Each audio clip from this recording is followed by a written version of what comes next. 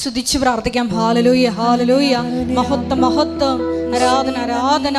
ഈശോയെ, നാളിതുവരെ കൃപാസനത്തിലെ മരിയൻ ഉടമ്പടി വഴി ഞങ്ങൾക്ക് ലഭിച്ച എല്ലാ കൃപകൾക്കും അനുഗ്രഹങ്ങൾക്കും നന്ദി പറയുന്നു.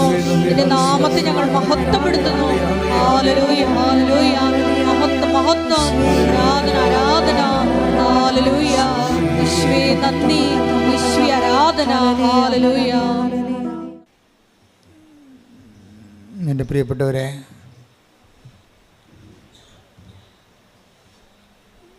ഉടമ്പടി എപ്പോഴും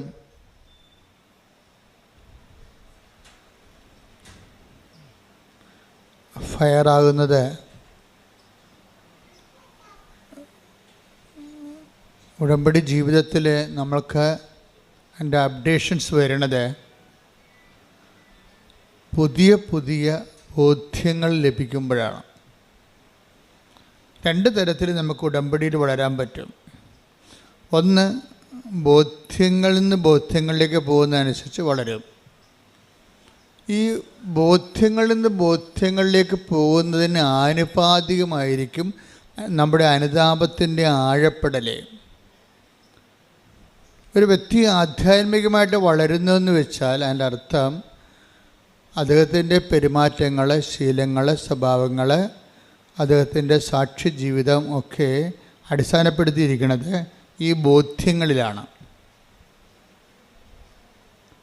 കഴിഞ്ഞ ദിവസങ്ങളിൽ ഞാനിത് ഇങ്ങനെ പെട്ടെന്ന് ഇങ്ങനെ ഈ സമയത്തൂടെ പറയാൻ കാരണം, കഴിഞ്ഞ ദിവസം ഞാനിവിടെ ആൾക്കാരെ കണ്ടുകൊണ്ട് അവരുടെ കാര്യങ്ങളൊക്കെ കേട്ടുകൊണ്ട് പ്രാർത്ഥിച്ചുകൊണ്ടൊക്കെ നിൽക്കുമ്പോൾ ഒരു സഹോദരി എനിക്ക് ഉടമ്പടി ധ്യാനം പുതിയ ബോധ്യങ്ങൾ നൽകിയെന്ന് പറഞ്ഞു. അതെനിക്ക് ഭയങ്കരമായിട്ട് ക്യാച്ച് ചെയ്ത് അത് ആധ്യാത്മികമായ ഒരു വളർച്ചയാണ് എൻ്റെ ഇത് വരണത്. കാര്യം നമുക്കറിയാമല്ലോ, ബോധ്യം എങ്ങനെയാണ് ബോധ്യം ഉണ്ടാകണത്, അതിനെക്കുറിച്ച് നിങ്ങൾ കൃത്യമായിട്ട് മനസ്സിലാക്കണം. ഒരാൾക്ക് ബോധ്യം ഉണ്ടാകണത് എങ്ങനെയാണ്? ബോധ്യത്തിൻ്റെ ആദ്യ രൂപങ്ങൾ, പ്രാഗ്രൂപങ്ങൾ എന്താണ്? ബോധ്യത്തിൻ്റെ പ്രാഗ്രൂപം അറിവാണ്. ആദ്യം ഉണ്ടാകുന്നത്. അപ്പം നിങ്ങൾ ചെയ്യേണ്ടതെന്ന് വെച്ച് കഴിഞ്ഞാൽ ആസ് മച്ച് ആസ് പോസിബിൾ അറിവ് സമ്പാദിക്കണം ഉടമ്പടിയെക്കുറിച്ച്. അല്ലെങ്കിൽ ഉടമ്പടി കറക്റ്റാകത്തില്ല. എന്തുമാത്രം നിങ്ങൾക്ക് ഉടമ്പടിയെക്കുറിച്ച് അറിവ് സമ്പാദിക്കുന്നുവോ അതിന് ആനുപാതികമായിട്ടായിരിക്കും ബാക്കിയുള്ള സംഭവങ്ങൾ നടക്കുന്നത്.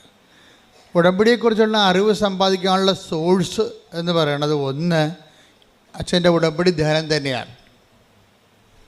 രണ്ടാമത്തത് ജനങ്ങളുടെ സാക്ഷ്യാനുഭവങ്ങൾ. മൂന്നാമത്തത് ഉടമ്പടി ലിറ്ററേച്ചർ, ഉടമ്പടി സാഹിത്യമുണ്ട്. അച്ഛന് എഴുതിയിട്ടുള്ള പുസ്തകങ്ങളുണ്ട്.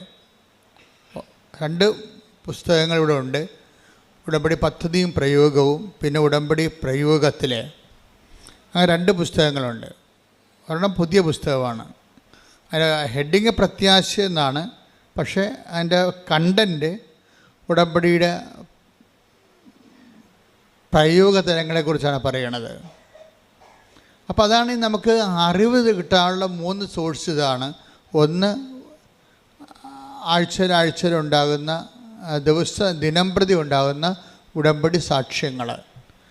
ഉടമ്പടി സാക്ഷ്യങ്ങളുടെ പ്രത്യേകത എന്ന് വെച്ച് കഴിഞ്ഞാൽ, അതിൻ്റെ ഒരു പ്രത്യേകത ഒരു മനുഷ്യൻ ഈ ജീവിതത്തിൽ അനുഭവിക്കാവുന്ന ഓൾമോസ്റ്റ് ഓൾ ആയിട്ടുള്ള എല്ലാ വിഷയങ്ങളെയും അഡ്രസ്സ് ചെയ്യുന്നു എന്നുള്ളതാണ് ഉടമ്പടിയുടെ ഏറ്റവും വലിയ വിജയം.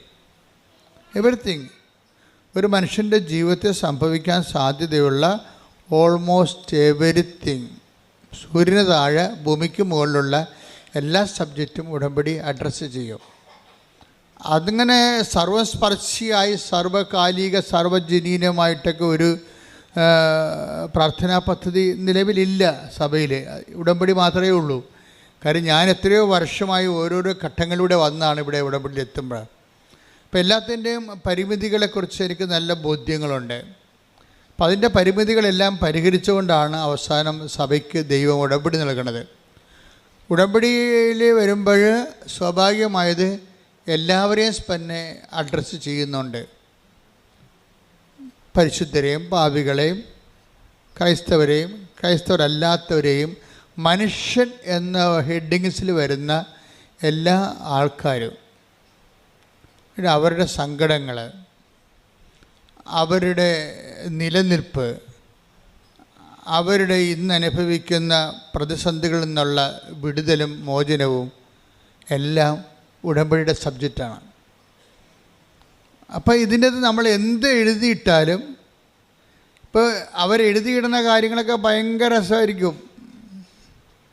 ഭയങ്കര രസം. അവർ തന്നെ ആയിരിക്കും ഇതിൻ്റെ പ്രതി.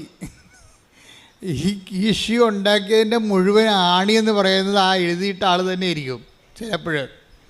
പക്ഷെ ദൈവം അവരോട് കരുണ കാണിക്കും.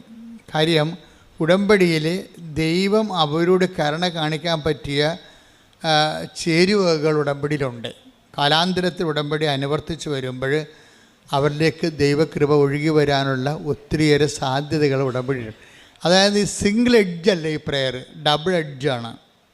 പിന്നെ ഇതിൻ്റെ അനുഷ്ഠാന വിധികളിലെല്ലാം വിശ്വാസ വളർച്ച വ്യക്തി കൈവരിച്ചുകൊണ്ടിരിക്കും. പക്ഷേ അത് നമ്മൾ ശ്രദ്ധിക്കേണ്ടത്, നിങ്ങൾ ഈ മതപരമായ ചടങ്ങുകൾ ഒത്തിരി ചെയ്തിട്ടുള്ള ആൾക്കാരാണ്, ക്രിസ്ത്യൻസ് ആയാലും നോൺ ക്രിസ്ത്യൻസ് ആയാലും. ഇപ്പം ചടങ്ങുകളൊക്കെ ചെയ്യണ പോലെ ഉടമ്പടി ഒരു ചടങ്ങാക്കിയാൽ വെളുക്കാൻ തേക്കണത് പാണ്ടാകാനുള്ള എല്ലാ സാധ്യതയുണ്ട്. അത് നമ്മൾ ചടങ്ങെന്ന് പറയുമ്പോൾ എന്താ വെച്ച് കഴിഞ്ഞാൽ, ചടങ്ങിന് വരുന്ന ഇപ്പോൾ ഒരു ഉദാഹരണത്തിന് ഞാൻ പറയാം. ഒരു ആചാരം നമ്മൾ പല പല ആചാരങ്ങൾ ചെയ്യത്തില്ലേ. ഇപ്പോൾ നമ്മൾ ആൾക്കാരെ കാണുമ്പോൾ സ്തുതി പറഞ്ഞൊരു ആചാരമാണ്. പക്ഷേ നമ്മുടെ ചങ്കിൽ അവനെതിരെയുള്ള പകയാനുള്ളതെന്നുണ്ടെങ്കിൽ അത് അനാചാരമായി മാറും അല്ലേ. അതാ സാധനം. ഇപ്പം മനസ്സിലായില്ലേ കാര്യങ്ങൾ. അപ്പോൾ ദൈവത്തിൻ്റെ സന്നിധിയിലും ഒരു ആരാധന അർപ്പിക്കുമ്പോൾ ആരാധനയ്ക്ക് അനിപേക്ഷണീയമായിട്ടുള്ള ആത്മീയ അവസ്ഥകളുണ്ടാകണം. അല്ലെങ്കിൽ ഈ ആരാധന അരാജകത്വമായി മാറും. അതെപ്പോഴും ഇപ്പം ഉടമ്പടി എപ്പോഴും ചെയ്യണത്, ഈ ആരാധിക്കുന്ന വ്യക്തിയെ അയാൾക്ക് ആ ആരാധനയ്ക്ക് സ്യൂട്ടബിളായിട്ടുള്ള ആധ്യാത്മികതയിലേക്ക് അയാളെ കൊണ്ടുവരും. അതാണ് ഇതിൻ്റെ അനുഷ്ഠാനവും ആധ്യാത്മികതയും തമ്മിലുള്ള ബന്ധം. ഒത്തിരി അനുഷ്ഠാനങ്ങൾ ഉടമ്പടിയിലുണ്ട്. ഉപ്പുണ്ട്, അതൊരനുഷ്ഠാനമാണ്. ഉടമ്പടി തൈലമുണ്ട്, ഉടമ്പടി കാശുരൂപമുണ്ട്.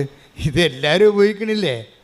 പക്ഷേ എല്ലാവരും ഉപയോഗിക്കുന്നുണ്ടെങ്കിൽ എന്തുകൊണ്ടാണ് ചില ആൾക്കാർക്ക് 99 മാർക്ക്, ചിലർക്ക് 60 മാർക്ക്, ചിലർക്ക് 30 മാർക്ക്, ചിലർക്ക് പരീക്ഷ എഴുതിന് ഫീസ് കാശ് കയ്യിൽ നിന്ന് പോയിട്ടുള്ളവരുണ്ട്.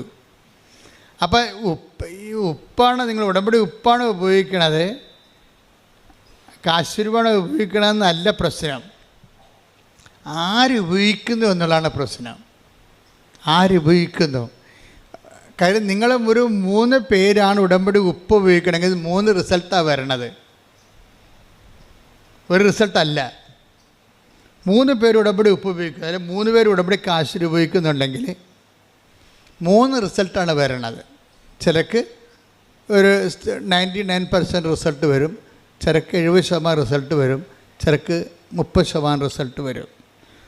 ഒരു റിസൾട്ടും വരാതെ ഒരിക്കലും വരത്തില്ല. കാര്യത്തിൽ അവൻ ഒരു ഉടമ്പടി എടുക്കാൻ വേണ്ടി വരുമ്പോൾ തന്നെ ഒരു ബേസിക് മാർക്ക് അവന് കിട്ടിയിട്ടുണ്ടെന്ന് അർത്ഥം. അല്ലെങ്കിൽ ദൈവം ഉടമ്പടി എടുപ്പിക്കത്തില്ലല്ലോ.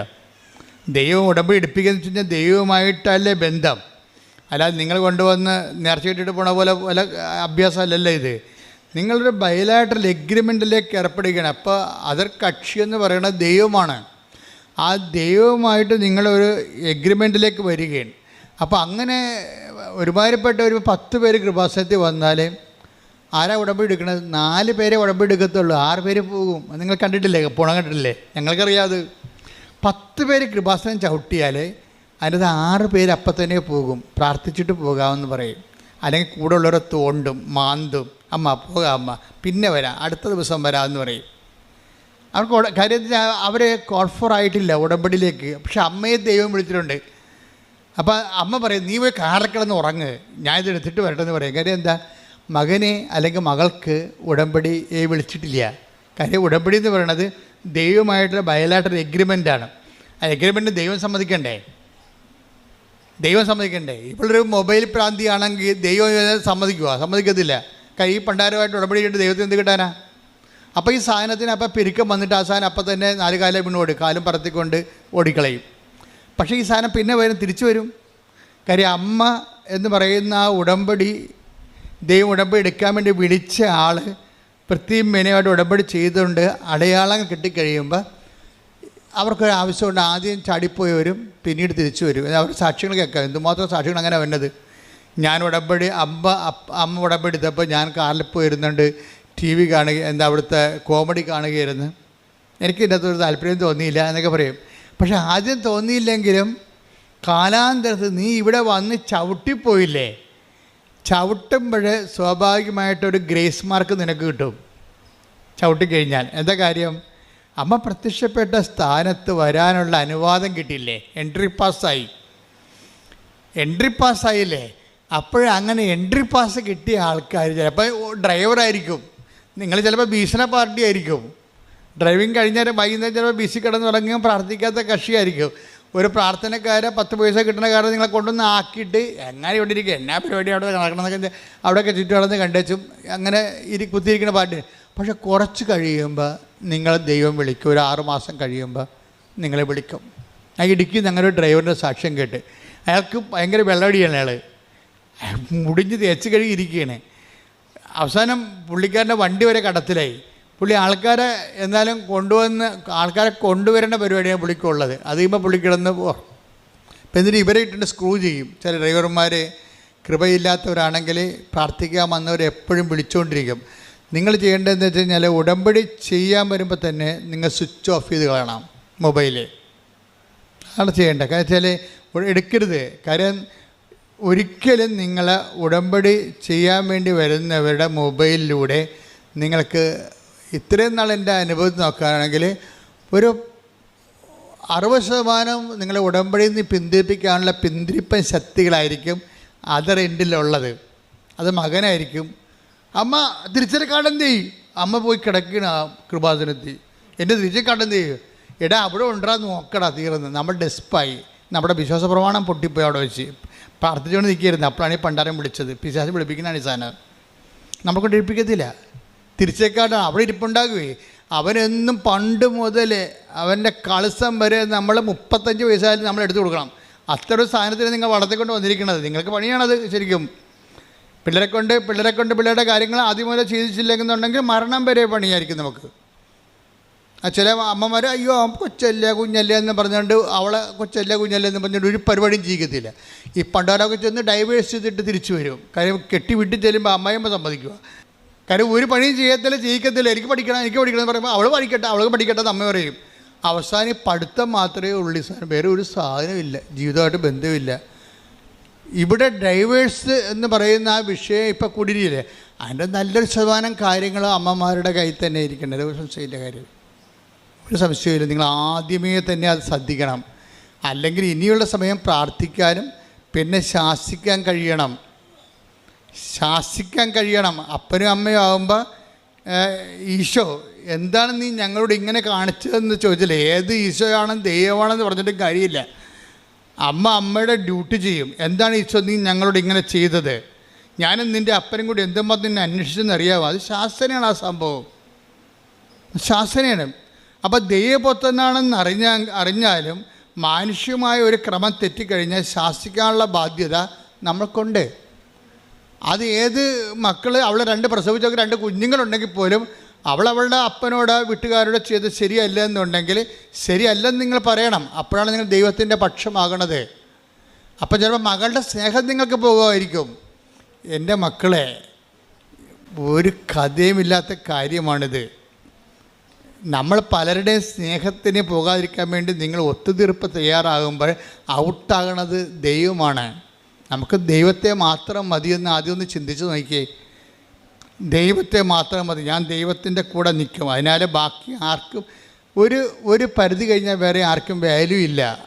അങ്ങനെ നീ ചിന്തിച്ചു കഴിഞ്ഞാൽ ഏത് മകളായാലും ശരി. ഇപ്പം നിങ്ങൾ വിചാരിക്കുന്നത് എന്താണ്? അയ്യോ നമുക്ക് ഇനി കഞ്ഞി കിട്ടണമെങ്കിൽ മകൾ തന്നെ പോകണ്ടേ ഇംഗ്ലണ്ടിൽ. അപ്പൻ്റെ കാര്യം കണക്കാണ്. ഇനി മകളല്ല ഇനി നമ്മളെ സഹായിക്കേണ്ടത്, മകനല്ലേ സഹായിക്കേണ്ടത്.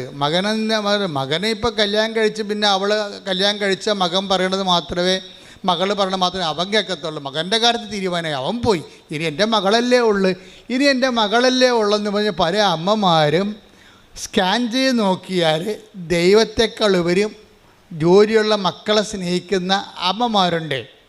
ഇവിടെ ഉടമ്പടി ക്രാക്ക് ആകത്തില്ല.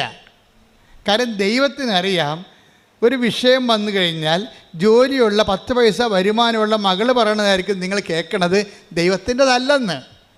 അത് ദൈവത്തിനറിയാമത്. അതുകൊണ്ടാണ് നമ്മൾ സ്റ്റേണായിട്ട്, ഇതാണ് ഉടമ്പടി ആധ്യാത്മികത എന്ന് പറയുന്നത്. നിങ്ങളുമായിട്ടൊരു ഉടമ്പടി ചെയ്യുമ്പോൾ നിലപാടിലും നയങ്ങളിലും സമീപനങ്ങളിലും ഒക്കെ നിങ്ങൾ ഏകപക്ഷീയമായി ദൈവത്തിൻ്റെ കൂടെ ആയിരിക്കണം. എന്നാൽ ഇത് പെട്ടെന്ന് ഫയറാകും, പിന്നെ അതല്ല നിത്യത വരെ ഫയറാകും. പ്രാർത്ഥിക്കുക, കർത്താവായ ദൈവമേ, ഒരു പ്രശ്നത്തിൻ്റെ മുഖത്ത് 100% ഒത്തുതീർപ്പിന് വിധേയമല്ലാതെ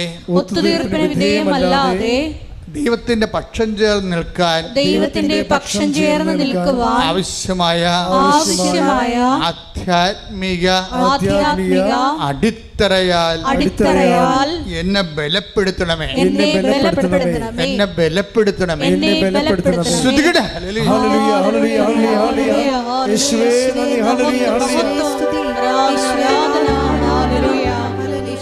ഇപ്പൊ ഫസ്റ്റ് ബോധ്യം ഞാൻ നിങ്ങൾക്ക് കൈമാറി തന്നു. എന്താണ് കാര്യം? ഒത്തുതീർപ്പിന് വിധേയമാകാത്ത നിലപാടുകൾ ദൈവബന്ധത്തിൽ നീ ഉടമ്പടി എടുത്തു കഴിയുമ്പോൾ പിന്നെ എന്താണ്?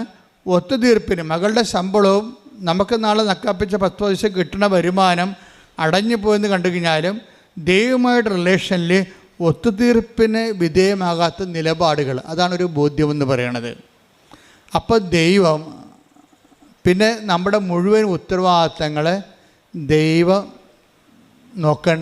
നോക്കേണ്ടതാണ്, നോക്കാൻ ബാധ്യസ്ഥമായി തീരും. കാര്യം നമ്മൾ നിലപാടെടുത്തിരിക്കുകയാണ്. അപ്പോൾ റിസ്ക് എപ്പോഴും ദൈവത്തിൻ്റെ കയ്യിലായ സംഭവം. ഇനിയിപ്പോൾ ദൈവം കൈവിടാൻ കുഴപ്പമില്ല, എൻ്റെ മകളുടെ ശമ്പളം ഉണ്ടല്ലോ. നമ്മൾ പല ആൾക്കാരോട് ഒത്തുതീർക്കണമെന്ന് അവരുടെ സാമ്പത്തിക സ്രോതസ്സ് നോക്കിയിട്ടാണ് ഒത്തുതീർപ്പിന് തയ്യാറാണ്. അവരുടെ സാമ്പത്തിക സ്രോതസ്സ് നോക്കിയിട്ട് ഒത്തുതീർപ്പിന് തയ്യാറാണത്. ഏത് സമയത്ത് ഈ സാധനത്തെ കട്ട് ചെയ്യുമെന്ന് അവർക്ക് മനസ്സിലാക്കണം. നിങ്ങളെ സഹായിക്കുന്നവരും നിങ്ങളെ സന്ധിക്കുന്നവർക്കും നിങ്ങളുടെ നിലപാടിനെക്കുറിച്ച് ധാരണയുണ്ടാകണം. എന്താണ്?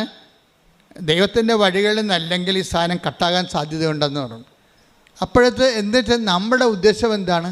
ദൈവത്തെ പഠിപ്പിക്കുക എന്ന ഉദ്ദേശം. അവരെല്ലാവരും ദൈവത്താൽ പഠിപ്പിക്കപ്പെടുന്ന പോലെ തന്നെയാണ് ദൈവത്തെ പഠിപ്പിക്കുക എന്നുള്ള ഒരു ഉത്തരവാദിത്വം നമുക്കുണ്ട്. എന്താ കാര്യം? നമ്മളുടെ നിലപാടിനെക്കുറിച്ച് ദൈവത്തിന് ധാരണ കൊടുക്കണം. എൻ്റെ നിലപാട് ഇതായിരിക്കും, സുവിശേഷ വിഹിതമായ ഞാൻ ആ നിലപാടെടുക്കത്തുള്ളൂ. അത്ര കൊലകൊമ്പനായാലും ശരി, എൻ്റെ നിലപാട് ഇതായിരിക്കും. എൻ്റെ കഴിവനുസരിച്ച് ഞാൻ അതിൻ്റെ കൂടെ നിൽക്കുകയും ചെയ്യും. നമ്മുടെ കഴിവപ്പെടാത്ത കാര്യങ്ങളുണ്ട്, അത് നമുക്കൊന്നും ചെയ്യാൻ പറ്റത്തില്ല. ദൈവത്തിന് പറയണം, എൻ്റെ ദൈവമേ, എൻ്റെ കഴിവനുസരിച്ച് എൻ്റെ നിലപാടിൽ ഉറച്ചു നിൽക്കാൻ നിന്നെ അതിലെ ഒന്നാം സ്ഥാനത്ത്. ഇവിടെയാണ് വിഷയം. പ്രൈമറി റെഫറൻസ് വരണം. ദൈവത്തിന് പ്രൈമറി റെഫറൻസ്. ഉടമ്പടി എന്ന് പറയുന്ന ഒരു ജീവിതമാണ്. അവിടെ കിട്ടേണ്ട രണ്ടാമത്തെ ബോധ്യം എന്ന് പറയുന്നത് പ്രൈമറി റെഫറൻസ് ദൈവത്തിന് വരണം. ഫസ്റ്റ് റെഫറൻസ്, നമ്മുടെ ഫസ്റ്റ് റെഫറൻസ് ദൈവത്തിന് വരണം. ഈശോ എപ്പോഴും പറയും, നിങ്ങൾ പ്രലോഭനം ഉണ്ടാവേണ്ടതാണ്, പക്ഷേ ഉണ്ടാവാതിരിക്കണം നല്ലത്. കർത്താവ് ആ കാര്യത്തിലൊരു അംബിഗ്യസ് ആണ്. സിറ്റുവേഷനിലാണ് അങ്ങനെ പറയണത്. ടെംപ്റ്റേഷനെ കുറിച്ച് പറയണത് സിറ്റുവേഷനിലാണ്. എന്ന് വെച്ചാൽ പ്രലോഭനം ഉണ്ടാകാതിരിക്കുന്നതാണ് നല്ലത്. കാര്യം ഉണ്ടായാൽ നിങ്ങൾ വീണ് പോകുമെന്ന് എനിക്ക് ഉറപ്പാണ്. പക്ഷേ പ്രലോഭനം ഉണ്ടാവും. അപ്പോൾ ഇതാണ് എൻ്റെ ഈ ടെംപ്റ്റേഷൻ. ഇപ്പം പ്രൈമറി റെലംസിൽ പ്രാഥമികമായിട്ടുള്ള ബന്ധത്തിൽ ദൈവത്തിന് ഒന്നാം സ്ഥാനമാണെങ്കിലും പ്രലോഭനം ഉണ്ടാവും. ഇതിനെതിരെ ഒരു പ്രലോഭനം ഉണ്ടാവാതിരിക്കുന്ന ഒരു സാഹചര്യം ഈശോ പ്രീസപ്പോസ് ചെയ്യുന്നുണ്ട്. എന്ന് വെച്ച് കഴിഞ്ഞാൽ നമ്മൾക്ക് ഒരു ഇഷ്യൂ ഫേസ് ചെയ്യേണ്ട ആവശ്യമില്ലാത്ത സാഹചര്യം വരിക. ഇപ്പം നമ്മളെ ദൈവം തോൽപ്പിക്കാൻ ഉദ്ദേശിക്കുമ്പോഴാണ് നമ്മൾ തോപ്പിച്ച് കഴിയുമ്പോൾ ദൈവവും നമ്മളും തമ്മിലൊരു കമ്മ്യൂണിക്കേഷൻ ഗ്യാപ്പ് ഉണ്ടാവും. ഈ കമ്മ്യൂണിക്കേഷൻ ഗ്യാപ്പ് ചില ആൾക്കാരുടെ കയ്യിലിരിപ്പ് കൊണ്ട് ദൈവം മനഃപൂർവ്വം ഇഷ്യൂസ് ക്രിയേറ്റ് ചെയ്യും. എന്ന് വെച്ചാൽ ആ ക്രിയേഷനിൽ ഇവർ ദൈവത്തിൽ നിന്ന് ഇപ്പം നിരക്കാത്ത തീരുമാനം എടുക്കാൻ സമ്മർദ്ദത്തിലാകും. അതിനാണ് പ്രലോഭനം ഉണ്ടാവുമെന്ന്, അതായത് പ്രലോഭനം ഉണ്ടാവാതിരിക്കുന്ന നല്ലതെന്ന് പറഞ്ഞാൽ ഉണ്ടായാൽ വീണു പോകാൻ സാധ്യതയുണ്ട്. ഇതിനൊരു സേഫ് സോണുണ്ട്. നിങ്ങൾക്കറിയാമല്ലോ, ഒരു ടൈം കഴിഞ്ഞാൽ നമ്മുടെ ഉപഗ്രഹങ്ങളൊക്കെ നമ്മൾ വിക്ഷേപിക്കത്തില്ലേ, അപ്പോൾ അതിൻ്റെ അറ്റ്മോസ്ഫിയർ കഴിഞ്ഞാൽ പിന്നെ അത് ലൈറ്റ് വെയിറ്റ് ആയിട്ടിരിക്കും. അതുവരെ നമ്മൾ റോക്കറ്റ് കത്തിച്ചുകൊണ്ടേ ഇരിക്കണം. ഓരോരോ തിന്മകളും പാപത്തിനെതിരെയുള്ള പോരാട്ടങ്ങൾ നടത്തിക്കൊണ്ടിരിക്കണം. ഇനി ഒരു ടൈം കഴിയുമ്പോൾ നല്ല പോരാട്ടക്കാരിയാണ് നീയെങ്കിൽ ദൈവം നിൻ്റെ സത്യസന്ധത കണക്കിലെടുത്തിട്ട് ഒരു ടൈം കഴിയുമ്പോൾ നിന്നെ ഇതിൽ നിന്ന് റിലീവ്ഡ് ആക്കും. അപ്പം നീ ലൈറ്റ് വെയിറ്റ് ആകും. അപ്പം നിനക്ക് ഇഷ്യൂ നിൻ്റെ മുമ്പിൽ കൊണ്ടുവരത്തില്ല. കാര്യം കൊണ്ടുവരാതെ നീ സേഫ് സോണിൽ കൊണ്ടുപോകും. ഇതിനകത്ത് ആധ്യാത്മിക ജീവിതത്തിൽ ഒരു സേഫ് സോണുണ്ട്. അതാണ് ഈശോ പറയണത്. ഉണ്ടാവാതിരിക്കുന്ന നല്ലതെന്ന് പറയണത് ഉണ്ടാവാതിരിക്കാനുള്ള സാധ്യതയുണ്ട് അവിടെ. അപ്പം നിനക്ക് കുമ്പസാരിക്കാൻ വരുമ്പോൾ നിനക്ക് പ്രത്യേകിച്ച് പാപങ്ങളൊന്നും കാണത്തില്ല. എന്താ കാര്യം? നിൻ്റെ ദൈവം ആ മേഖലയിൽ ടെസ്റ്റിംഗ് ടൈം കഴിഞ്ഞു. ഇനി ടെസ്റ്റിംഗ് ടൈം പലപ്പോഴും ടെസ്റ്റിങ് ടെസ്റ്റ് മസ്റ്റാണ്. അതായത് എപ്പോഴും അധ്യായ വളർച്ചയ്ക്ക് എപ്പോഴും ടെസ്റ്റ് തരും. മിക്കവാറും ഈ പ്രൈമറി സ്കൂളിൽ വെച്ച് തന്നെ ആൾക്കാർ തോറ്റിട്ട് പഠനം നിർത്തുകയാണ് പതിവ്. അങ്ങനെയാണ്. 90 ആൾക്കാരുണ്ടെങ്കിൽ തന്നെ ആദ്യത്തെ കാലത്ത് തന്നെ കാര്യം ഇവൻ ആൾ ബേസിക്കായിട്ട് ശരിയല്ല, ലോകത്താനാണെന്ന് കണ്ടു കഴിഞ്ഞാൽ ടെസ്റ്റ് ചെയ്യും. ഒരു തരത്തിൽ പിന്നെ അതായത് ഗ്രാവിറ്റിയുള്ള ടെസ്റ്റ് നൽകിയിട്ട് ഇയാളെ പൂർണ്ണമായിട്ട് ഔട്ടായി കളയും. പിന്നെ ഇയാളുമായിട്ട് കമ്പനീസ് ഇല്ല. ദൈവമായിട്ട് മുന്നോട്ട് പോകണമെങ്കിൽ എപ്പോഴും നമ്മൾ ശ്രദ്ധിക്കേണ്ടത് ഒരു നിരന്തര അനുതാപത്തിൻ്റെ ഒരു മേഖലയിലേക്ക് നമ്മൾ പ്രവേശിക്കണം. അനുതാപം എന്ന് പറഞ്ഞാൽ ഇപ്പോൾ നിങ്ങൾക്കറിയാലോ, ഉടമ്പടിയിൽ കിട്ടേണ്ട മൂന്നാമത്തെ ബോധ്യം എന്ന് പറഞ്ഞത് നിരന്തര അനുതാപമാണ്. നിരന്തര അനുതാപം എന്നല്ല, നിരന്തര അനുതാപം. ഇപ്പം നിങ്ങളിപ്പോൾ ഒരു ധ്യാനം കൂടി അപ്പോഴൊന്ന് അനുദപിച്ചു, കുറച്ച് മോങ്ങി കുമ്പസാരിച്ച് കുർബാന സ്വീകരിച്ചു, അങ്ങനെ പിന്നെ കുറച്ച് നാൾ ഇങ്ങനെ നല്ല വെള്ളം ചവഞ്ഞ് നടന്നു, നിലച്ചായത്ത് പിന്നെ കുറുക്കനെ പോലെ നടന്നു. മഴ പെയ്യുമ്പോൾ പിന്നെ പെയിൻ്റെല്ലാം പോയി പഴയ കുറുക്കനായി. അങ്ങനെയല്ലേ ധ്യാനങ്ങളിലേക്ക് സഞ്ചരിക്കുന്ന ജീവികളെ കണ്ടാൽ മനസ്സിലാവും. ആദ്യം ഒരു ധ്യാനം കൂടി നല്ല നിലച്ചായത്തിൽ പെയിൻറ്റ് വീണ പോലെ നല്ല കുറുക്കനായി. അപ്പോൾ ആൾക്കാരെ കാണുമ്പോൾ ശ്രുതി പറയും ബ്രദറാണ് സിസ്റ്ററാണെന്നൊക്കെ ശ്രുതി പറയും. കൃഷ്ണനാണെന്നൊക്കെ പണ്ട് കൃഷ്ണനാണെന്നൊക്കെ ധരിച്ചുള്ള കഥയില്ല പഞ്ചതന്ത്രത്തല്ല. പക്ഷെ മഴ പെയ്ത് കഴിയുമ്പോൾ ഇഷ്യൂ ഉണ്ടായി കഴിയുമ്പോൾ പെയിൻറ്റ് പോകും. എന്ന് പറഞ്ഞാൽ ഒരു ഉദാഹരണം ഞാൻ പറയാം. ഒരു ദിവസം ഇവിടെ പ്രസംഗിച്ചുകൊണ്ടിരിക്കുന്ന ഒരു ബ്രദർ അടിപൊളി പ്രസംഗം കഴിഞ്ഞപ്പോൾ എൻ്റെ അടുത്ത് വന്ന് അതിൻ്റെ പ്രസംഗത്തിൻ്റെ കൂലിയൊക്കെ വാങ്ങിച്ചുകൊണ്ട് പുള്ളി പോയി. ആശ്രയിച്ചു, അച്ഛാ ഒന്ന് ബ്ലസ് ചെയ്യണം, ഞാനൊരു കാര്യത്തിന് പോവുകയാണ്. അപ്പോൾ ഞാനോർത്ത് വല്ലയിടത്തും പ്രാർത്ഥിക്കാൻ പോവുകയാണ്. അല്ല, പിന്നീട് അറിഞ്ഞത് പുള്ളിയുടെ മകളെ കെട്ടിച്ചിട്ട് വീട്ടിൽ ഭയങ്കര പ്രശ്നം. എന്ന് വെച്ച് കഴിഞ്ഞാൽ അവൾക്ക് കൊടുക്കാമെന്ന് പറഞ്ഞ കാശ് മുഴുവൻ കൊടുത്തിട്ടില്ല. ഈ ബ്രദർ കൊടുത്തിട്ടില്ല. കൊടുക്കാതിരുന്നതിൻ്റെ കാരണം വെച്ച് കഴിഞ്ഞാൽ ഇത് വെച്ചുകൊണ്ട് തന്നെ പൈസ പറഞ്ഞ് ചേർത്ത ഷെയർ എല്ലാം കൊടുക്കാതെ വിടുന്നതിൻ്റെ ഉദ്ദേശം ഇവിടെ ഉള്ളിലൊരു രഹസ്യ അജണ്ട ഉണ്ട്. കാര്യം കുറച്ച് കഴിയുമ്പോൾ ഇവൾ പ്രസവിക്കാൻ വേണ്ടി വരുമ്പോൾ അപ്പോൾ കാശ് വേണ്ടേ, അപ്പോൾ അവൾക്ക് കൊടുക്കാനുള്ള കാശ് പ്രസവരക്ഷയും കൊച്ചിൻ്റെ ജ്ഞാനസ്ഥാനവും എല്ലാം കൂടി എടുത്തിട്ട് മുടക്കാൻ വേണ്ടി അവർ സാമ്പത്തികമായ കളിയാണ് ശരിക്കും പറഞ്ഞാൽ. എന്നാലും പിന്നെ ബാക്കി പൈസ കൊടുക്കാറുണ്ട്. അപ്പം മുറുമുറുപ്പ് ഇടയ്ക്ക് കെട്ടിച്ച് വിട്ട വീട്ടിൽ എപ്പോഴും മുറുമുറുപ്പുണ്ടാവും. ബ്രദറാണ് അച്ഛൻ, അതൊരു കാര്യമൊന്നുമില്ല. പാപത്തിൻ്റെ സാഹചര്യങ്ങളെ ഇവർ ആധ്യാത്മിക ജീവിതം ഒന്ന്, പ്രായോഗിക അനുദിന ജീവിതം വേറെ, രണ്ടായിട്ട് വരും. അങ്ങനെ അത് നിങ്ങൾ ഉടമ്പടിക്കാരെ ശ്രദ്ധിക്കണം. ഈ കയ്യാങ്കളികളെല്ലാം ദൈവം വളരെ കൃത്യമായിട്ട് വാച്ച് ചെയ്തുകൊണ്ടിരിക്കുകയാണ്. ഇയാൾ എന്താണ് പൈസ സ്ത്രീധനം കുറച്ചാണ് കൊടുത്തിരിക്കണത്, അതുകൊണ്ട് അവിടെ ഇഷ്യൂ ഉണ്ട്. അവിടെ ഇഷ്യൂ ഉണ്ടാകുമ്പോൾ ഇയാളുടെ ഉദ്ദേശം എന്താണ്? കുറച്ച് കഴിയുമ്പോൾ ഒന്ന് പ്രസവിച്ച് കഴിയുമ്പോൾ നാട്ടുകാരുടെ മുമ്പിൽ പ്രസവിച്ച് കൊച്ചിനെ കെട്ടിച്ചില്ലെന്ന് ചോദിച്ചാൽ വായടച്ച് കെട്ടിച്ച് അവൾ പ്രസവിച്ചില്ലേ, പ്രസവിച്ച് തീർന്ന്. അപ്പോൾ അപ്പനും അമ്മയും കൂടി തന്ത്രപൂർവ്വം മകളെ കെട്ടിക്കുകയും ചെയ്യും, മകളെ പ്രസവിപ്പിക്കുകയും ചെയ്യും, നാട്ടുകാരുടെ മുമ്പിൽ നല്ല പിള്ള ചവയും ചെയ്യും. എന്നിട്ട് ആ പൈസ മൊത്തം അവിടെ കൊടുത്തിട്ടില്ല. അത് കാരണം അവിടുന്ന് ഇഷ്യൂ എന്തിനാണ് കൊടുക്കാത്തതിൻ്റെ കാരണം എന്താണ്? ഇന്നലെ നാളെ ഇടിയുണ്ടാക്കി അവളെ ഇവിടെ തള്ളി പുറത്താക്കുമെന്നറിയാം. തള്ളി പുറത്താക്കാനാണ് അവർ ആഗ്രഹിക്കണത്. എന്തിനാണ്? ഇവിടെ കൊണ്ടുവന്ന് എടുത്തിട്ട് വേല എടുപ്പിച്ച് തിന്നണം. അതാ പ്രശ്നം. അപ്പോൾ ഈ ആൾക്കാർ ഉടമ്പടി എടുത്തുള്ള അവസ്ഥ എന്തായിരിക്കും? ഇത് ഒറ്റടക്കം പോകത്തില്ല. ഞാനുള്ള കാര്യം പറയുകയാണ്. അപ്പം മനസ്സിൽ എന്താണ്? അതുകൊണ്ടാണ് ഈശോ ചോദിക്കുന്നത്, വാട്ട് സ്പിരിറ്റ് ലീഡ്സ് യു. ഉടമ്പടി അഡ്രസ്സ് ചെയ്യണ പാപത്തെ അല്ല, ഉടമ്പടി അഡ്രസ്സ് ചെയ്യണത് അനുതാപത്തെയാണ്.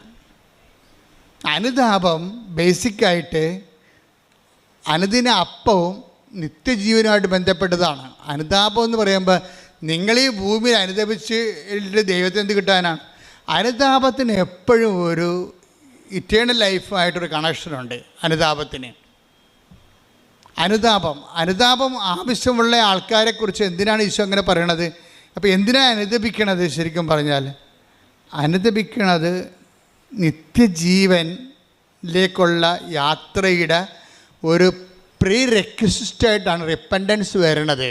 എന്ന് വെച്ച് കഴിഞ്ഞാൽ നമുക്ക് നിത്യജീവനിലേക്കുള്ള ദൈവത്തിലേക്കുള്ള യാത്രയുടെ ഒരു മുൻ ആവശ്യമായിട്ടാണ് അനുതാപം. അല്ലാതെ നിങ്ങൾക്ക് IELTS പാസ്സാകാനല്ല അനുതാപം. ഇവിടെ പല ആൾക്കാരും അനുദപിക്കുന്നുണ്ടേ. അപ്പോൾ അത് പാകിസ്ഥാൻ്റെ വെടിനിർത്തൽ പോലെ ആകുമെന്നേ ഉള്ളൂ. എന്ന് വെച്ചാൽ തൽക്കാലം ഒരു സംഭവം വീട് വെച്ചു, അനുതാപം തീർന്നു, പിന്നെ പഴയ പണ്ടാരമായി മാറും. ആ വീട്ടിൽ ഒരുമാതിരിപ്പെട്ട ആരും കിടത്തി പുറപ്പിക്കത്തില്ല. പണ്ട് വിരുന്നുകാരെങ്കിലും വരുമായിരുന്നു. വീട്ടുകാർ ചിലപ്പോൾ അവരുടെ കുടുംബത്തിലുള്ളവർ തന്നെ ഇത്തിരി പൈസ കുറവ് ആൾക്കാരില്ലേ. പണ്ട് ഇവരെല്ലാം കൂടി ഒരുമിച്ച് നിന്നൊക്കെ ജീവിച്ചൊക്കെ ഒരുമിച്ച് മുറി കിടന്ന് ഉറങ്ങിയതാണ്. ഇപ്പോൾ ഇവർക്ക് കൊട്ടാരം പോലെ ഒരു 5-8 മുറി വീട് വെച്ചിരിക്കുകയാണ്. ഇപ്പോഴെന്താണ്? അവിടെ സ്റ്റാറ്റസ് ചേഞ്ച് ചെയ്ത് ഇപ്പം അതിനേക്കാൾ താഴ്ന്ന നിലവാരത്തിൽ ജീവിക്കുന്നവർക്ക് ഇവർക്ക് പുച്ഛമാണ്. എന്നിട്ട് ഈ പണ്ടാര ഉടമ്പടിയാണെന്ന് പറഞ്ഞ് സാക്ഷ്യം പറഞ്ഞ് നടക്കുകയാണ്. ഇതാണ് പ്രശ്നം. ഈ നിലപാടത്തിലൊരു പ്രശ്നമുണ്ട്. നിങ്ങളിപ്പോൾ ഉടമ്പടി എടുത്തു, നിങ്ങൾക്ക് ഭവനം പഴിച്ചു. ആ ഭവനത്തിൽ പണ്ട് കയറ്റിയവരെ നിങ്ങളിപ്പോൾ കയറ്റണില്ല. ആ ഭവനത്തിൻ്റെ അപ്പൂപ്പൻ്റെ അവസ്ഥ എന്താണ്? ചാർത്തിലേക്ക് കൊണ്ടുപോയിട്ടിരിക്കുകയാണ്. ഞങ്ങൾക്ക് ഉടുക്കത്തെ കൊടുക്കാനൊക്കെ ചെല്ലുമ്പോൾ ഞരങ്ങിയും മുളിയും ആ പാവപ്പെട്ടവൻ ചാർത്തിൽ കിടക്കണം കാണാം. അടുക്കള ഇപ്പുറത്ത്, ചാർത്ത് പുറകിൽ. അവിടെ കട്ടിൽ വിട്ട് അങ്ങനെ തൂറിയും മുള്ളിയും കിടക്കും, മണവുമായിരിക്കും. അച്ഛൻ വന്നെന്ന് കേൾക്കുമ്പോൾ ഈ അച്ഛൻ എന്താ ഇപ്പം കെട്ടിയെടുത്ത് കണ്ട് വരുന്നത്? വല്ല കാര്യമുണ്ട്? ഇയാൾക്ക് നന്നാകാൻ പോകണം. ഇപ്പം കുർബാന കൊടുത്തുമ്പോൾ കുത്തി വായി കയറ്റുമ്പോൾ ഇയാൾക്ക് എന്തൊക്കെ സംഭവിക്കാൻ പോകണം? ഇയാളെ കയ്യിൽ പെരുക്ക്. അപ്പോൾ ഇവൾ മരുമകളെ സംബന്ധിച്ച് മക്കളുടെ കാര്യത്തിൽ ഈ അപ്പനെ നോക്കത്തില്ല. അപ്പനെ നോക്കാതിരുന്നതിൽ അപ്പനെ കുളിപ്പിക്കത്ത് പോലും ഇല്ല. ഇനിയിപ്പോൾ വേറെ ആരെങ്കിലും വന്ന് കുളിപ്പിച്ചാൽ അത്രയും നല്ലതാണെന്ന് പറഞ്ഞാൽ അവൾ നടക്കണത്. ഈ ഉടമ്പടിയുടെ പിന്നിലൊരു ആധ്യാത്മികതയുണ്ട്. ദൈവം ശോധന ചെയ്യുന്നൊരു ആധ്യാത്മികതയുണ്ട്, നിരീക്ഷിക്കുന്ന ആത്മീയത. അപ്പോൾ എന്തിനാണെന്നറിയാമോ? നിങ്ങൾക്ക് I am not satisfied with your covenant relations. നിങ്ങളുടെ ഉടമ്പടി റിലേഷൻസിൽ ഞാൻ നിങ്ങൾ വരെ വെടിക്കെട്ട് സാക്ഷ്യം പറയും, ഞാൻ പക്ഷേ സാറ്റിസ്ഫൈഡ് അല്ല.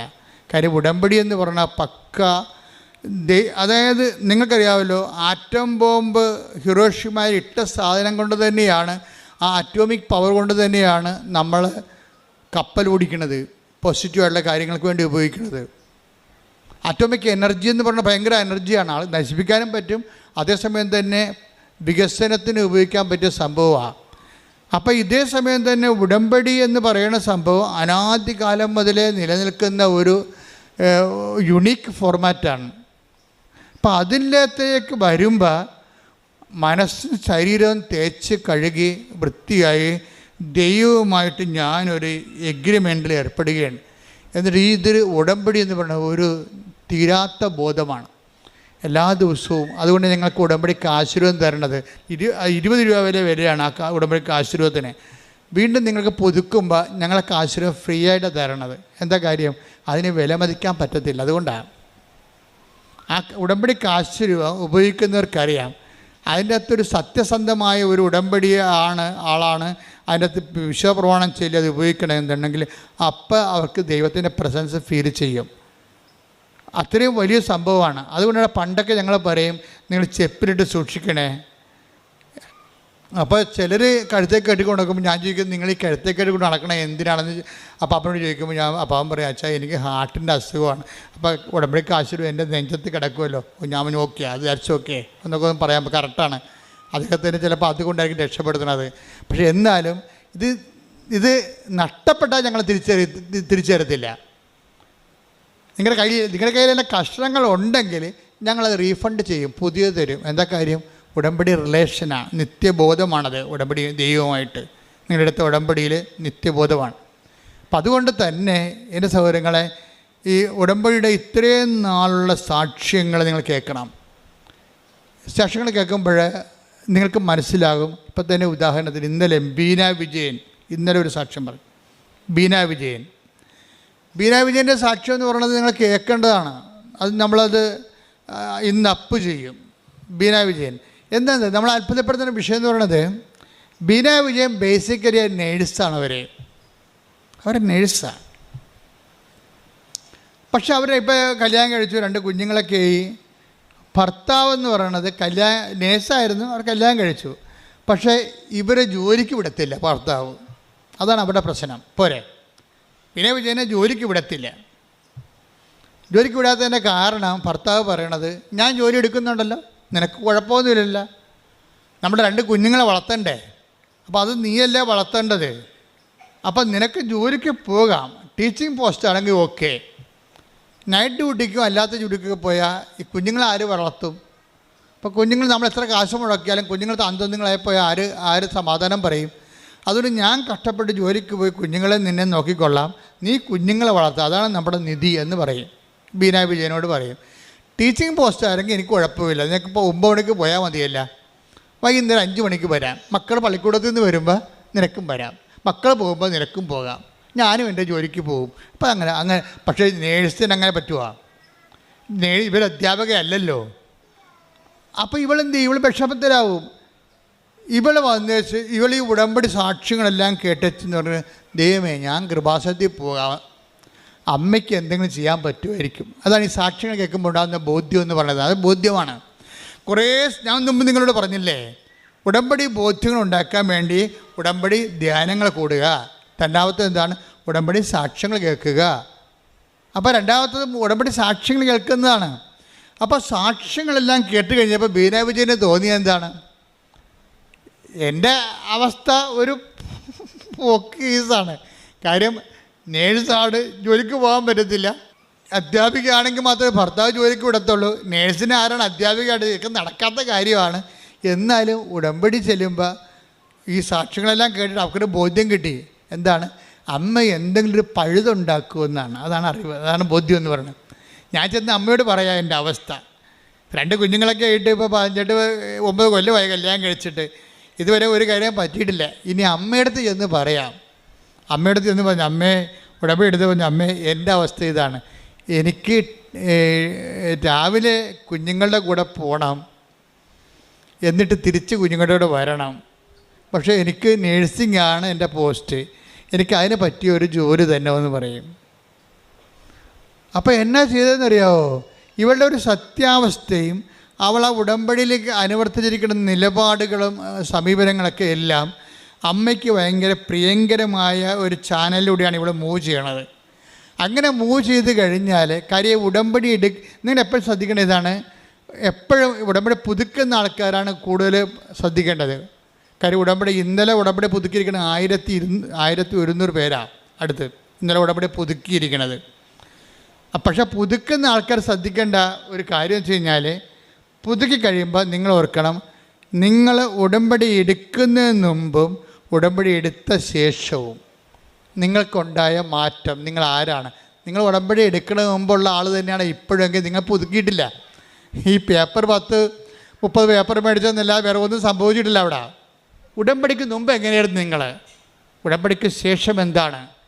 തമ്മിൽ നോക്കണം വ്യത്യാസം. ദൈവം അസസ് ചെയ്യണ ഒരു വ്യൂ പോയിൻ്റാണ് ഞാൻ പറയണത്. എന്തുകൊണ്ടാണ് നിങ്ങളുടെ ഉടമ്പടി ലാഗാകണത്? ലാഗാകേണ്ട ഒരു കാര്യമില്ല. ഇപ്പം ബീനയുടെ ചരിത്രം എടുത്തു കഴിഞ്ഞാൽ എന്ത് ചെയ്യും? ബീന ചോദിച്ചിരിക്കുന്നത് ഒരു പ്രാന്തൻ ചോദ്യമാണ് ചോദിച്ചിരിക്കുന്നത്. അവൾക്ക് കരയുകയും ചെയ്യണം, കിറിയും നന്നാകണം. ഇതെങ്ങനെ നടക്കണം പരിപാടി? അതൊക്കെ കരയണം, ആ ഭാവിട്ട് കരയണം, പക്ഷേ കിരി നന്നായിട്ടിരിക്കണം. എന്ത് നമ്മുടെ ഈ ആൾക്കാരൊക്കെ ബ്യൂട്ടി പാർലറിൽ വരികയില്ല, അതുപോലെ ഇരിക്കണം. കരയുകയും ചെയ്യണം, പാക്കേജ് ഒന്നും പോകുകയും ചെയ്യരുത്, പണിയാണ്. ഇതുപോലെയാണ് ബീനയുടെ അവസ്ഥ. അവൾക്ക് ജോലിയും കിട്ടണം, നേഴ്സിൻ്റെ ജോലിയും ചെയ്യണം, എന്നാൽ വീട്ടിൽ വരികയും ചെയ്യണം. പല ആൾക്കാർ പക്ഷേ അവളുടെ അവസ്ഥ അതായത് കാരണം മാതാവ് ഒരു സ്പേസ് ക്രിയേറ്റ് ചെയ്യും. ഉടനെ എന്ത് ചെയ്യുമെന്ന് വെച്ചാൽ ഇവളുടെ ഉടമ്പടി ജെനുവിനായത് കാരണം ഇവളുടെ ഉടമ്പടി അതുപോലെ തന്നെ അക്സെപ്റ്റ് ചെയ്ത് മറിയാൻ സൈൻ ചെയ്യും. നിങ്ങൾക്കറിയാമല്ലോ, അമ്മ പച്ച മഷിക്ക് ഒരു കോറിക്കഴിഞ്ഞാൽ പിന്നെ ഓവർ റൈറ്റിംഗ് ഒന്നും ഇല്ല അതിൻ്റെ അകത്ത്. ഈശോ പിന്നെ ഇടയ്ക്ക് കയറി അത് റൈറ്റ് ചെയ്യത്തില്ല. അമ്മ കോറി ഇട്ട് കഴിഞ്ഞാൽ ഉടനെ അപ്പോൾ ഈ കാനായിലെ കല്യാണത്തിൽ അങ്ങനെയാണല്ല, അവൻ പറയുമ്പോൾ ചെയ്യാൻ പറഞ്ഞ് കോരി ഇട്ടിരിക്കുകയാണ്. പിന്നെ അവിടെ റീറൈറ്റിംഗ് ഒന്നും ഇല്ല, അത് നേരെ അങ്ങോട്ട് പാസ്സായി പോകുകയുള്ളൂ. കാര്യം അമ്മയുടെ ഒരു ബലം അതാണ്, ഒരു മരിയൻ ബലമെന്ന് പറയുന്നത് അതാണ്. അപ്പോൾ ബീനയുടെ വിഷയത്തിൽ അമ്മ ഒരു പോസ്റ്റ് അവരുടെ സ്കൂളിൽ തന്നെ, അടുത്തുള്ളൊരു സ്കൂളിൽ, ഒരു വലിയ പുരാതനമായ സ്കൂളിൽ തന്നെ ഒരു പോസ്റ്റ് ക്രിയേറ്റ് ചെയ്യും. ഉടനെ എൻ്റെ അമ്മ ഈ ആ സാക്ഷ്യത കേൾക്കണം. ഒരു പോസ്റ്റ് ഇവയ്ക്ക് വേണ്ടി മാത്രം ഒരു പോസ്റ്റ് ക്രിയേറ്റ് ചെയ്യും. എന്തിൻ്റെ പോസ്റ്റാണ്? ഇംഗ്ലീഷ് മീഡിയം സ്കൂളിൽ നേഴ്സിംഗ് പോസ്റ്റ്. എങ്ങനെ പരിപാടി ഉണ്ടെന്നൊക്കെ?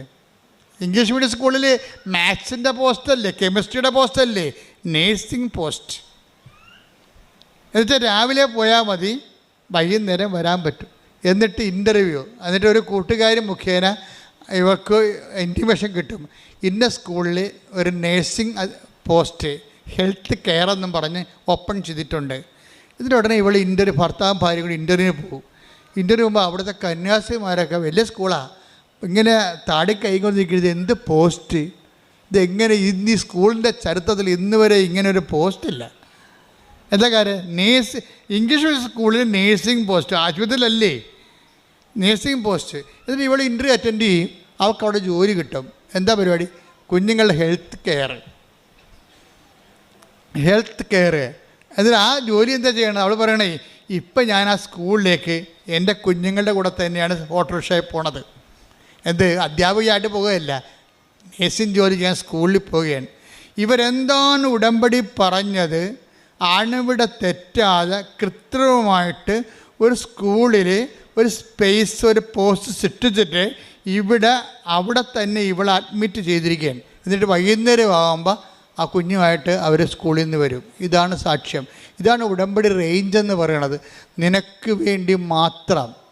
അത് എന്നുവെച്ചാൽ ദൈവത്തിന് പണ്ട് മുതലേ ഉള്ള ഒരു നിലപാടാണത്. നീ ഉത്തമയാണെന്ന് കണ്ടാൽ നിനക്ക് വേണ്ടി ജനതകളെ, യെശയ്യാ 43:4, നീ എനിക്ക് വിലപ്പെട്ടവനും പ്രിയപ്പെട്ടവനും ബഹുമാന്യനും പ്രിയങ്കരനും ആയതുകൊണ്ട് നിനക്ക് പകരമായി മനുഷ്യരെയും നിന്റെ ജീവന് പകരമായി ജനതകളെയും ഞാൻ നൽകുന്നു. അപ്പം ദൈവത്തിന് പ്രിയങ്കരമായി നോക്കണം. ഉടമ്പടി പോലെ സത്യസന്ധമായ ഉടമ്പടി ഇൻവെസ്റ്റ്മെൻറ്റിലൂടെ നമുക്ക് ദൈവത്തിന് പ്രിയങ്കരമായി മാറ്റുന്നതിനേക്കാൾ വലിയ ഒരു പ്രാർത്ഥനാ രൂപമില്ല. ഇവിടെ എന്താ? ഒന്നിന് വായിച്ചേ യെശയ്യാ 43:4 ഏറ്റു പറയുക. നീ എനിക്ക് വിലപ്പെട്ടവനും ബഹുമാന്യനും പ്രിയങ്കരനും ആയതുകൊണ്ട് നിനക്ക് പകരമായി മനുഷ്യരെയും നിന്റെ ജീവന് പകരമായി ജനതകളെയും ഞാൻ നൽകുന്നു. അപ്പൊ നമുക്ക് വേണ്ടി ഏതറ്റം വരെ, അറ്റ് എനി കോസ്റ്റ് ദൈവം ചെയ്യാൻ വിചാരിച്ചാൽ ചെയ്തിരിക്കും. പക്ഷേ ഒരു കോസ്റ്റ് മാത്രമേ ഉള്ളൂ. എന്താണ്? നീ എനിക്ക് വിലപ്പെട്ടവനായിരിക്കണം. പിന്നെ ആരാണ്? പ്രിയങ്കരനായിരിക്കണം. അപ്പം ഉടമ്പടി ഫോർമാറ്റ് എന്ന് പറയണത് ബേസിക്കായിട്ട് നമ്മളെ ദൈവത്തിന് പ്രിയപ്പെട്ടവരാക്കുന്ന പദ്ധതിയാണ്. ദൈവത്തിന് പ്രിയങ്കരമാക്കുക. നിങ്ങളോട് ഞങ്ങൾ പറഞ്ഞിട്ടുള്ള അവൻ പറയുമ്പോൾ ചെയ്യണം പറയുമ്പോൾ ഇങ്ങനെ ചെയ്യുന്നതിലൂടെ എന്താണ് സംഭവിക്കുന്നത്?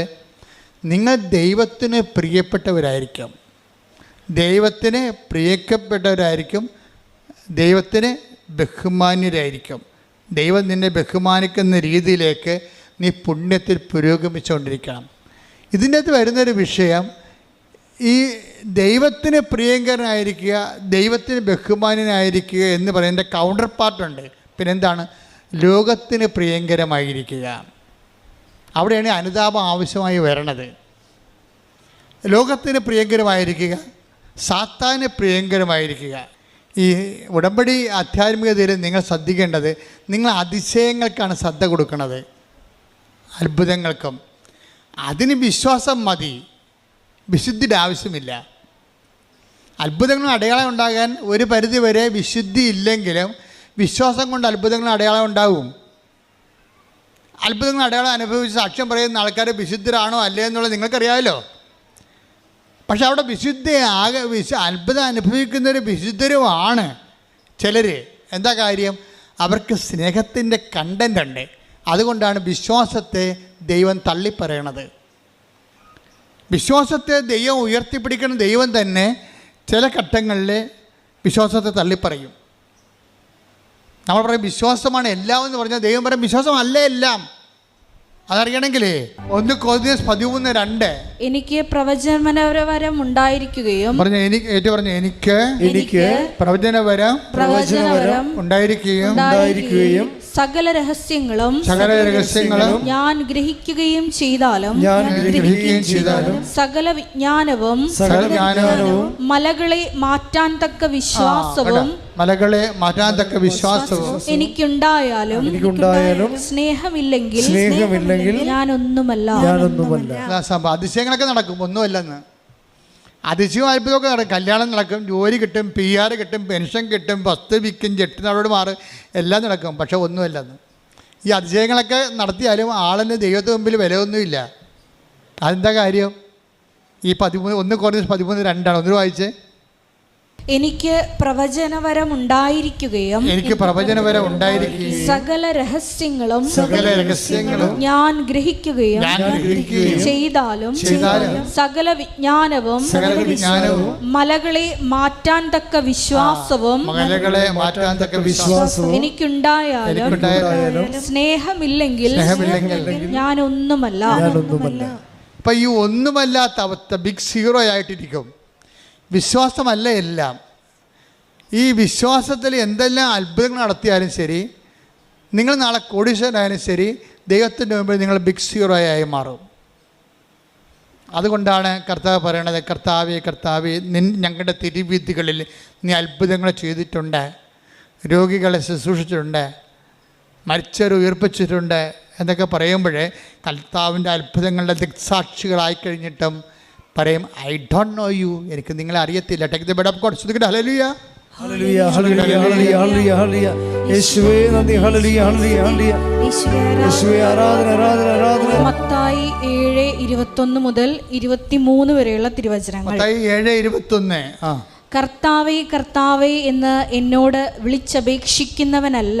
പറഞ്ഞേ, കർത്താവേ കർത്താവേ കർത്താവേ കർത്താവേ എന്നോട് വിളിച്ചപേക്ഷിക്കുന്നവനല്ല, എന്റെ സ്വർഗസ്ഥനായ പിതാവിന്റെ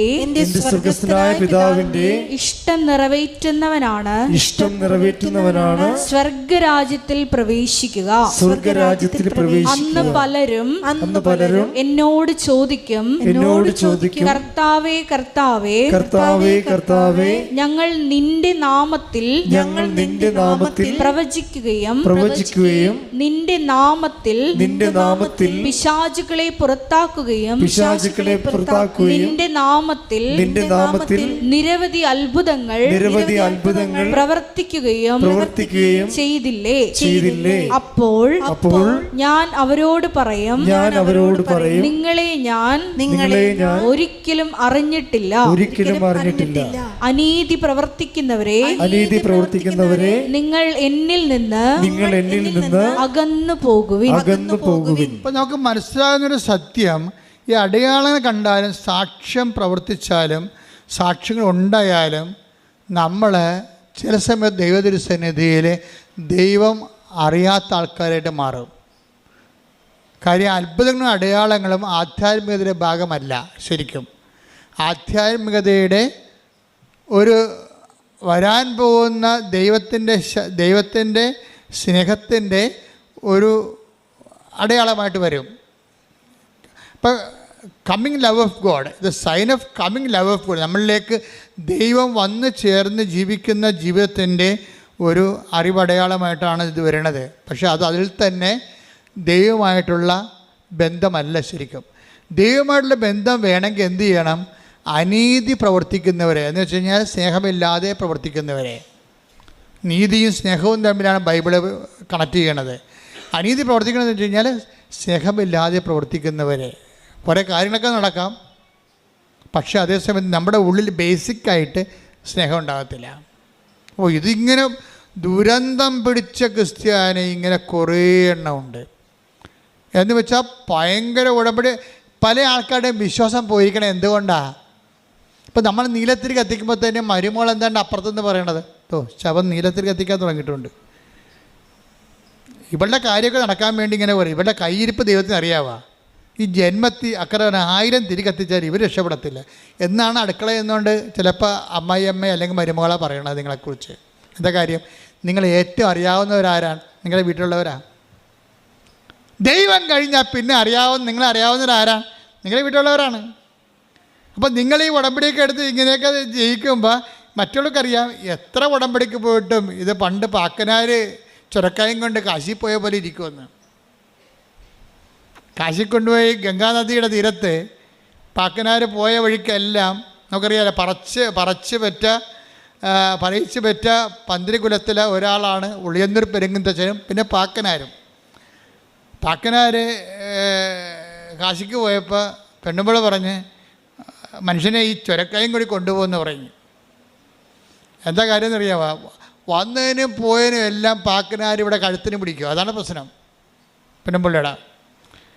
അപ്പോൾ അങ്ങനെ ആൾക്കാരൊക്കെ മാനസാന്തരം ഉണ്ടായി. പുള്ളിക്കാരൻ കാശിക്ക് പോവുകയാണ്. അപ്പോൾ പെണ്ണുമ്പിള്ള പറഞ്ഞ് ചുരക്കായും കൂടി കൊണ്ടുപോകാൻ പറഞ്ഞു. അപ്പോൾ അത് എന്തെങ്കിലും ഒരു നൈവേദ്യത്തിനായിരിക്കും വിചാരിച്ചുകൊണ്ട് തിരിച്ചു കൊണ്ടുപോകാൻ കേട്ടാന്ന് പറഞ്ഞ് അവിടെ ഇപ്പോൾ പൂജിച്ചിട്ട് തിരിച്ചു കൊണ്ടുപോയി നമുക്ക് അറിവിച്ച് കഴിഞ്ഞാൽ എല്ലാ രോഗം മാറുമെന്ന് പെണ്ണുമ്പിള്ള പറഞ്ഞിരിക്കുക. അങ്ങനെ ചുരക്കായും കായും കൊണ്ട് പാക്കനാർ പോയിരിക്കുകയാണ് കാശിക്ക്. പോയ എല്ലാ വെച്ചമ്പലത്തിലും കുടുംബക്ഷേത്രങ്ങളിലും എല്ലാം പാക്കനാർ തൊഴുകയും ചെയ്യും. അവിടെയുള്ള കുളത്തിലെല്ലാം ഈ ചുരക്ക കഴുകുകയും ചെയ്യും. തിരിച്ച് കാശിക്ക് പോയി ഗംഗയിലും കൊണ്ട് സ്നാനം ചെയ്തപ്പോൾ പാക്കനാർ ചുരക്ക അവിടെ കഴുകി തിരിച്ച് കൊണ്ടുവന്ന് ഭാര്യയ്ക്ക് കൊടുത്തേ നീ പറഞ്ഞ പോലെ എല്ലാം ചെയ്തിട്ടുണ്ട്, ഇനിയിപ്പോൾ അതിൻ്റെ കുറവുണ്ടാകരുത്. പെണ്ണുമ്പിളിച്ച് വെട്ടിക്കീറി കഴുകി വെട്ടി കൊത്തി എരിഞ്ഞ് കറിവെക്കുകയും ചെയ്ത്. പക്ഷേ ചുരക്കാക്ക് കയ്പ്പാണ് ഭയങ്കര. അപ്പോഴേ പാക്കനായ പറഞ്ഞ് നീ കറിവെച്ചിട്ട് പിന്നെ ചുരക്കാക്ക് കയ്പ്പാണല്ല. അപ്പോൾ പെണ്ണുമ്പിള ചിരിച്ച്. എന്താ കാര്യം? ഇതുപോലെ നിങ്ങളുടെ അവസ്ഥയെന്ന്. ഇതുപോലെയാണ് നിങ്ങളുടെ അവസ്ഥയെന്ന്. എത്ര തീർത്ഥസ്ഥലിൽ കഴുകിയിട്ടും നിങ്ങൾക്ക് മാറ്റമൊന്നുമില്ല. എത്ര ഉടമ്പടി എടുത്തിട്ടും നിങ്ങൾ പഴയ ആളാണ്. തെറ്റുകൾ ആവർത്തിക്കുന്നു എന്ന് പറയണത്. തെറ്റുകൾ ആവർത്തിക്കുന്നു. ആ പഴയ ജീവിതത്തിൻ്റെ കയ്പ്പ്, സ്വഭാവത്തിൻ്റെ കയ്പ്പ് മാറണില്ല, മധുരമാകണില്ല, സ്നേഹം വരണില്ല. കുറേ അടയാളം കാണുന്നു, കുറേ സാക്ഷ്യം പറയുന്നതല്ലാതെ ഹൃദയത്തിന് ആ സ്നേഹത്തിലേക്കും ക്ഷമയിലേക്കും ആ കൈമാറ്റത്തിലേക്കും മറ്റുള്ളവരെ സന്ധിക്കുന്നതിലേക്കും ഒരു മധുരതയിലേക്ക് വരണില്ല. കയ്പ്പാണ് ഇപ്പോഴും ഇരിക്കണത്. പാക്കനാറിൻ്റെ ചുരക്ക പോലെ തന്നെയാണ് ഉടമ്പടിക്ക് ശേഷവും നിങ്ങൾ ഇരിക്കണമെന്നുണ്ടെങ്കിൽ നിങ്ങൾ ഉടമ്പടിയിലല്ല എന്നുള്ള കാര്യമാണ് നമ്മൾ അറിയേണ്ടത്. എന്താ അങ്ങനെ പറയാൻ കാരണം അറിയാവോ? പണ്ട് കർത്താവ് ഒരു ചേടത്തിയോട് പറഞ്ഞ് എന്താ പറഞ്ഞത്? അപ്പോൾ ആ ചേടത്തി അത് അക്സെപ്റ്റ് ചെയ്തു. എന്താ പറഞ്ഞത്? മർക്കോസിൻ്റെ 27 അല്ലേ? കാനങ്കാരി പറഞ്ഞ് എൻ്റെ മകള് ഭയങ്കര അസുഖമായിട്ട് കിടക്കുകയാണെന്ന് പറഞ്ഞു. പിശാച് ബാധിച്ചിരിക്കണമെന്ന് പറഞ്ഞു. മകള് അവളുടെ തലയെ കൈവച്ച് പ്രാർത്ഥിച്ചൊരു അത്ഭുതം കാണിക്കണം, എൻ്റെ മകളെ രക്ഷപ്പെടുത്തണമെന്ന് കർത്താവിനോട് ഈ കാനങ്കാരി പറയും. അപ്പോൾ ഈശോ പറഞ്ഞൊരു വാക്കുണ്ട്. എന്താണ്? മർക്കോസ് 7:27. അവൻ പ്രതിവചിച്ചു. എന്താണ്? ആദ്യം മക്കൾ ഭക്ഷിച്ച് തൃപ്തരാകട്ടെ. മക്കളുടെ അപ്പമെടുത്ത് നായ്ക്കൾക്ക് എറിഞ്ഞു കൊടുക്കുന്നത് നന്നല്ല. അതാണ്. ആദ്യം മക്കൾ ഭക്ഷിച്ച് തൃപ്തരാകട്ടെ. പൊതുവെ ഈ കമൻട്രി പുസ്തകങ്ങളിലൊക്കെ കിടക്കണ എന്താണെന്നറിയോ? മക്കളെന്ന് പറഞ്ഞ ഇസ്രായേൽക്കാരും പുറത്തുള്ള വിജാതീയരായിട്ടുള്ള ഇസ്രായേൽക്കാരല്ലാത്ത ആൾക്കാരാണ് നായ്ക്കളെന്ന്. ശരിക്കും പറഞ്ഞാൽ അതാണോ? മക്കളെന്ന് പറയുന്നത് നിത്യജീവന് വേണ്ടി വിളിക്കപ്പെട്ട ആൾക്കാരുമുണ്ട്, ലോകജീവിതത്തിന് വേണ്ടി വിളിക്കപ്പെട്ട ആൾക്കാരുമുണ്ട്. ബൈബിളല്ലേ നമ്മൾ വ്യാഖ്യാനിക്കണത്, അല്ലാതെ അവിടുത്തെ ജിയോഗ്രാഫിക്കൽ സിറ്റുവേഷൻ സമുദായ സമവാക്യങ്ങളാണ് ആ വ്യാഖ്യാനിക്കണത്. അല്ല, ബൈബിൾ എന്താ പറയണത്? ആരാണ് നായെന്ന് ബൈബിൾ പറയുന്നുണ്ട്. ബൈബിൾ പറയണത് ആരാണ്? മക്കളുടെ അപ്പം ഇവിടുത്തെ നായ്ക്കൾക്ക് കൊടുക്കുക വിഹിതമല്ല. ആരാണ് നായ? സുഭാഷിതം വായിച്ചേ, സുഭാഷിതം ഒരു 26:11 വായിച്ചേ. ആരാണ് നായ എന്ന് പറയുന്നുണ്ട് അവിടെ? സുഭാഷിതങ്ങൾ 26:11. ഭോഷത്വം ആവർത്തിക്കുന്നവൻ, തെറ്റുകൾ ആവർത്തിക്കുന്നവൻ, പറഞ്ഞേ, തെറ്റുകൾ ആവർത്തിക്കുന്നവൻ ഛർദിച്ചത് ഭക്ഷിക്കുന്ന നായയെ പോലെയാണ്. അതാണ് പ്രശ്നം. തെറ്റുകൾ ആവർത്തിക്കുന്നവനെയാണ് ബൈബിൾ നായ എന്ന് വിളിക്കുന്നത്. മനസ്സിലായില്ലേ? ഇത് അച്ഛൻ്റെ വ്യാഖ്യാനമല്ല, ഞാൻ ആ വ്യാഖ്യാനം എടുത്തത് പത്രോസിൽ നിന്നാണ് എടുത്തത്. 2 പത്രോസ് 2:20. നമ്മുടെ കർത്താവും, പറഞ്ഞേ, നമ്മുടെ കർത്താവും രക്ഷകനുമായ യേശുക്രിസ്തുവിനെ കുറിച്ചുള്ള അറിവ് മൂലം അവർ ലോകത്തിന്റെ മാലിന്യങ്ങളിൽ നിന്ന്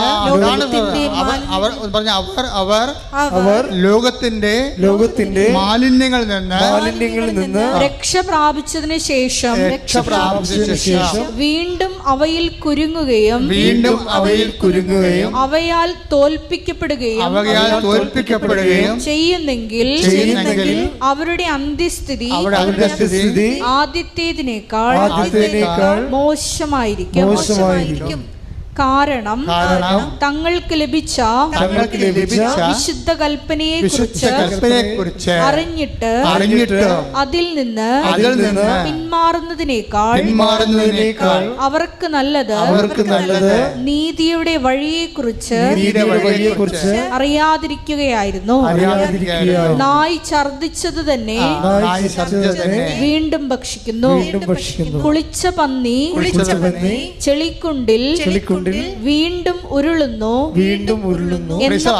അതാണ് സംഭവം. അതായത് നായ ഛർദിച്ചത് തന്നെ, ഇതേതാണ് നായ എന്ന് പറയണത്? ഈ ഛർദിച്ചത് തന്നെ പിന്നെ തിന്നുന്ന ഒരു സ്വഭാവമാണ് നായ്ക്കുള്ളത്. ഇത് തന്നെ തെറ്റുകളെ വീണ്ടും വീണ്ടും ആവർത്തിക്കുന്ന ആളിനെയാണ് ബൈബിൾ നായ എന്ന് വിളിക്കുന്നത്. മനസ്സിലായില്ലേ? ഒരിക്കൽ കർത്താവിൻ്റെ ഉടമ്പടിയിലൂടെ നീ വന്നു, സാക്ഷ്യങ്ങൾ പറഞ്ഞു, വിശുദ്ധ ജീവിതം നയിച്ചതിന് ശേഷം വീണ്ടും അവയാൽ കുരുങ്ങുകയും അവയാൽ തോൽപ്പിക്കപ്പെടുകയും ചെയ്ത് നീ വീണ് പോയാൽ ആരാണ് നീ നായയാണ്. എന്താണ്? തെറ്റുകൾ ആവർത്തിക്കുന്നു. സുഭാഷിതം എന്താ പറയണത്? 26:11 ഭോഷൻ തെറ്റുകൾ ആവർത്തിക്കുന്നു, അവൻ ഛർദിച്ച് തിന്നുന്ന നായയെപ്പോലെയാണെന്ന്. അപ്പം നിങ്ങൾ വിട്ടുപേക്ഷിച്ച തെറ്റുകളെ, തിന്മകളെ ഉടമ്പടി കാലത്തിന് ശേഷം വീണ്ടും നിങ്ങൾ ആവർത്തിച്ചാൽ ദൈവതിരുസന്നിധിയിൽ ഛർദിച്ചത് തിന്നുന്ന നായയെപ്പോലെയാണ്. ഛർദിച്ചതിന് നായക്കുള്ള കുഴപ്പം എന്താണ്? മക്കളുടെ അപ്പം കിട്ടത്തില്ല. മക്കളുടെ അപ്പം എന്ന് പറഞ്ഞാൽ എന്താ? നിത്യജീവനാസാനം. മക്കളുടെ അപ്പത്തെക്കുറിച്ച് മാത്രം നമ്മൾ ബൈബിളിനോട് ഫോളോ ചെയ്ത് പോയി കഴിഞ്ഞാൽ നമുക്ക് മനസ്സിലാകും, ഈ അപ്പം ഭക്ഷിക്കുന്നവൻ നിത്യം ജീവിക്കും. ഞാൻ നൽകുന്ന അപ്പം ഭക്ഷിക്കുന്നവന് അവൻ മരിക്കുകയില്ല. അതാ സംഭവം. മക്കളുടെ അപ്പം എന്ന് പറയുന്നത് എന്താണ്? നിത്യജീവനാണ്. ദൈവത്തിൻ്റെ ഇഷ്ടമനുസരിച്ച് ജീവിച്ചുകൊണ്ട് ദൈവത്തിൻ്റെ ഇഷ്ടത്തിന് ഉടമ്പടിയുടെ ഒരു അത്ഭുതകാലം കഴിയുമ്പോൾ ആ വ്യക്തി ഉടമ്പടി വയറ്റിലേക്ക്, ഉടമ്പടി സിൽവർ ഗ്രേഡിലേക്ക് വരുമ്പോൾ ദൈവത്തിൻ്റെ ഇഷ്ടം, ദൈവത്തിനോടുള്ള മനുഷ്യനുള്ള സ്നേഹത്താൽ സ്വീകരിച്ചുകൊണ്ട് അത്ഭുതങ്ങളും അടയാളം കാണാത്ത ദൈവത്തിൻ്റെ തിരുമനസ് നിങ്ങളറിയാത്ത ഭക്ഷണം കൂടെ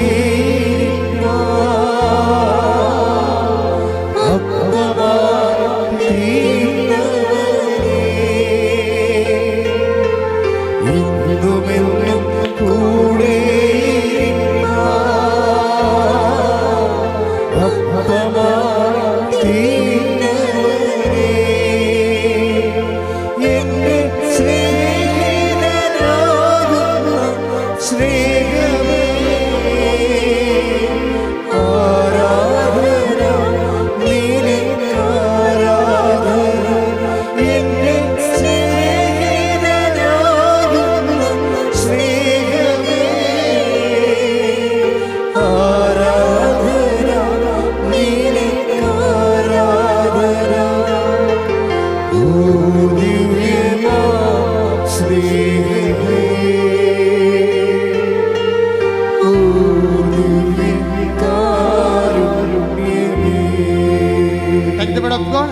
യോഹന്നാൻ 4:32. യോഹന്നാൻ 4:32. അവൻ പറഞ്ഞു, നിങ്ങൾ അറിയാത്ത ഭക്ഷണം എനിക്കുണ്ട്. അതായത് ഇന്ന് സിറ്റുവേഷൻ എന്ന് വെച്ച് കഴിഞ്ഞാൽ സമരക്കാരുമായിട്ടുള്ള യേശുവിൻ്റെ അതായത് ഡിസ്കോഴ്സാണത്, സമരിയൻ ഡിസ്കോഴ്സ്.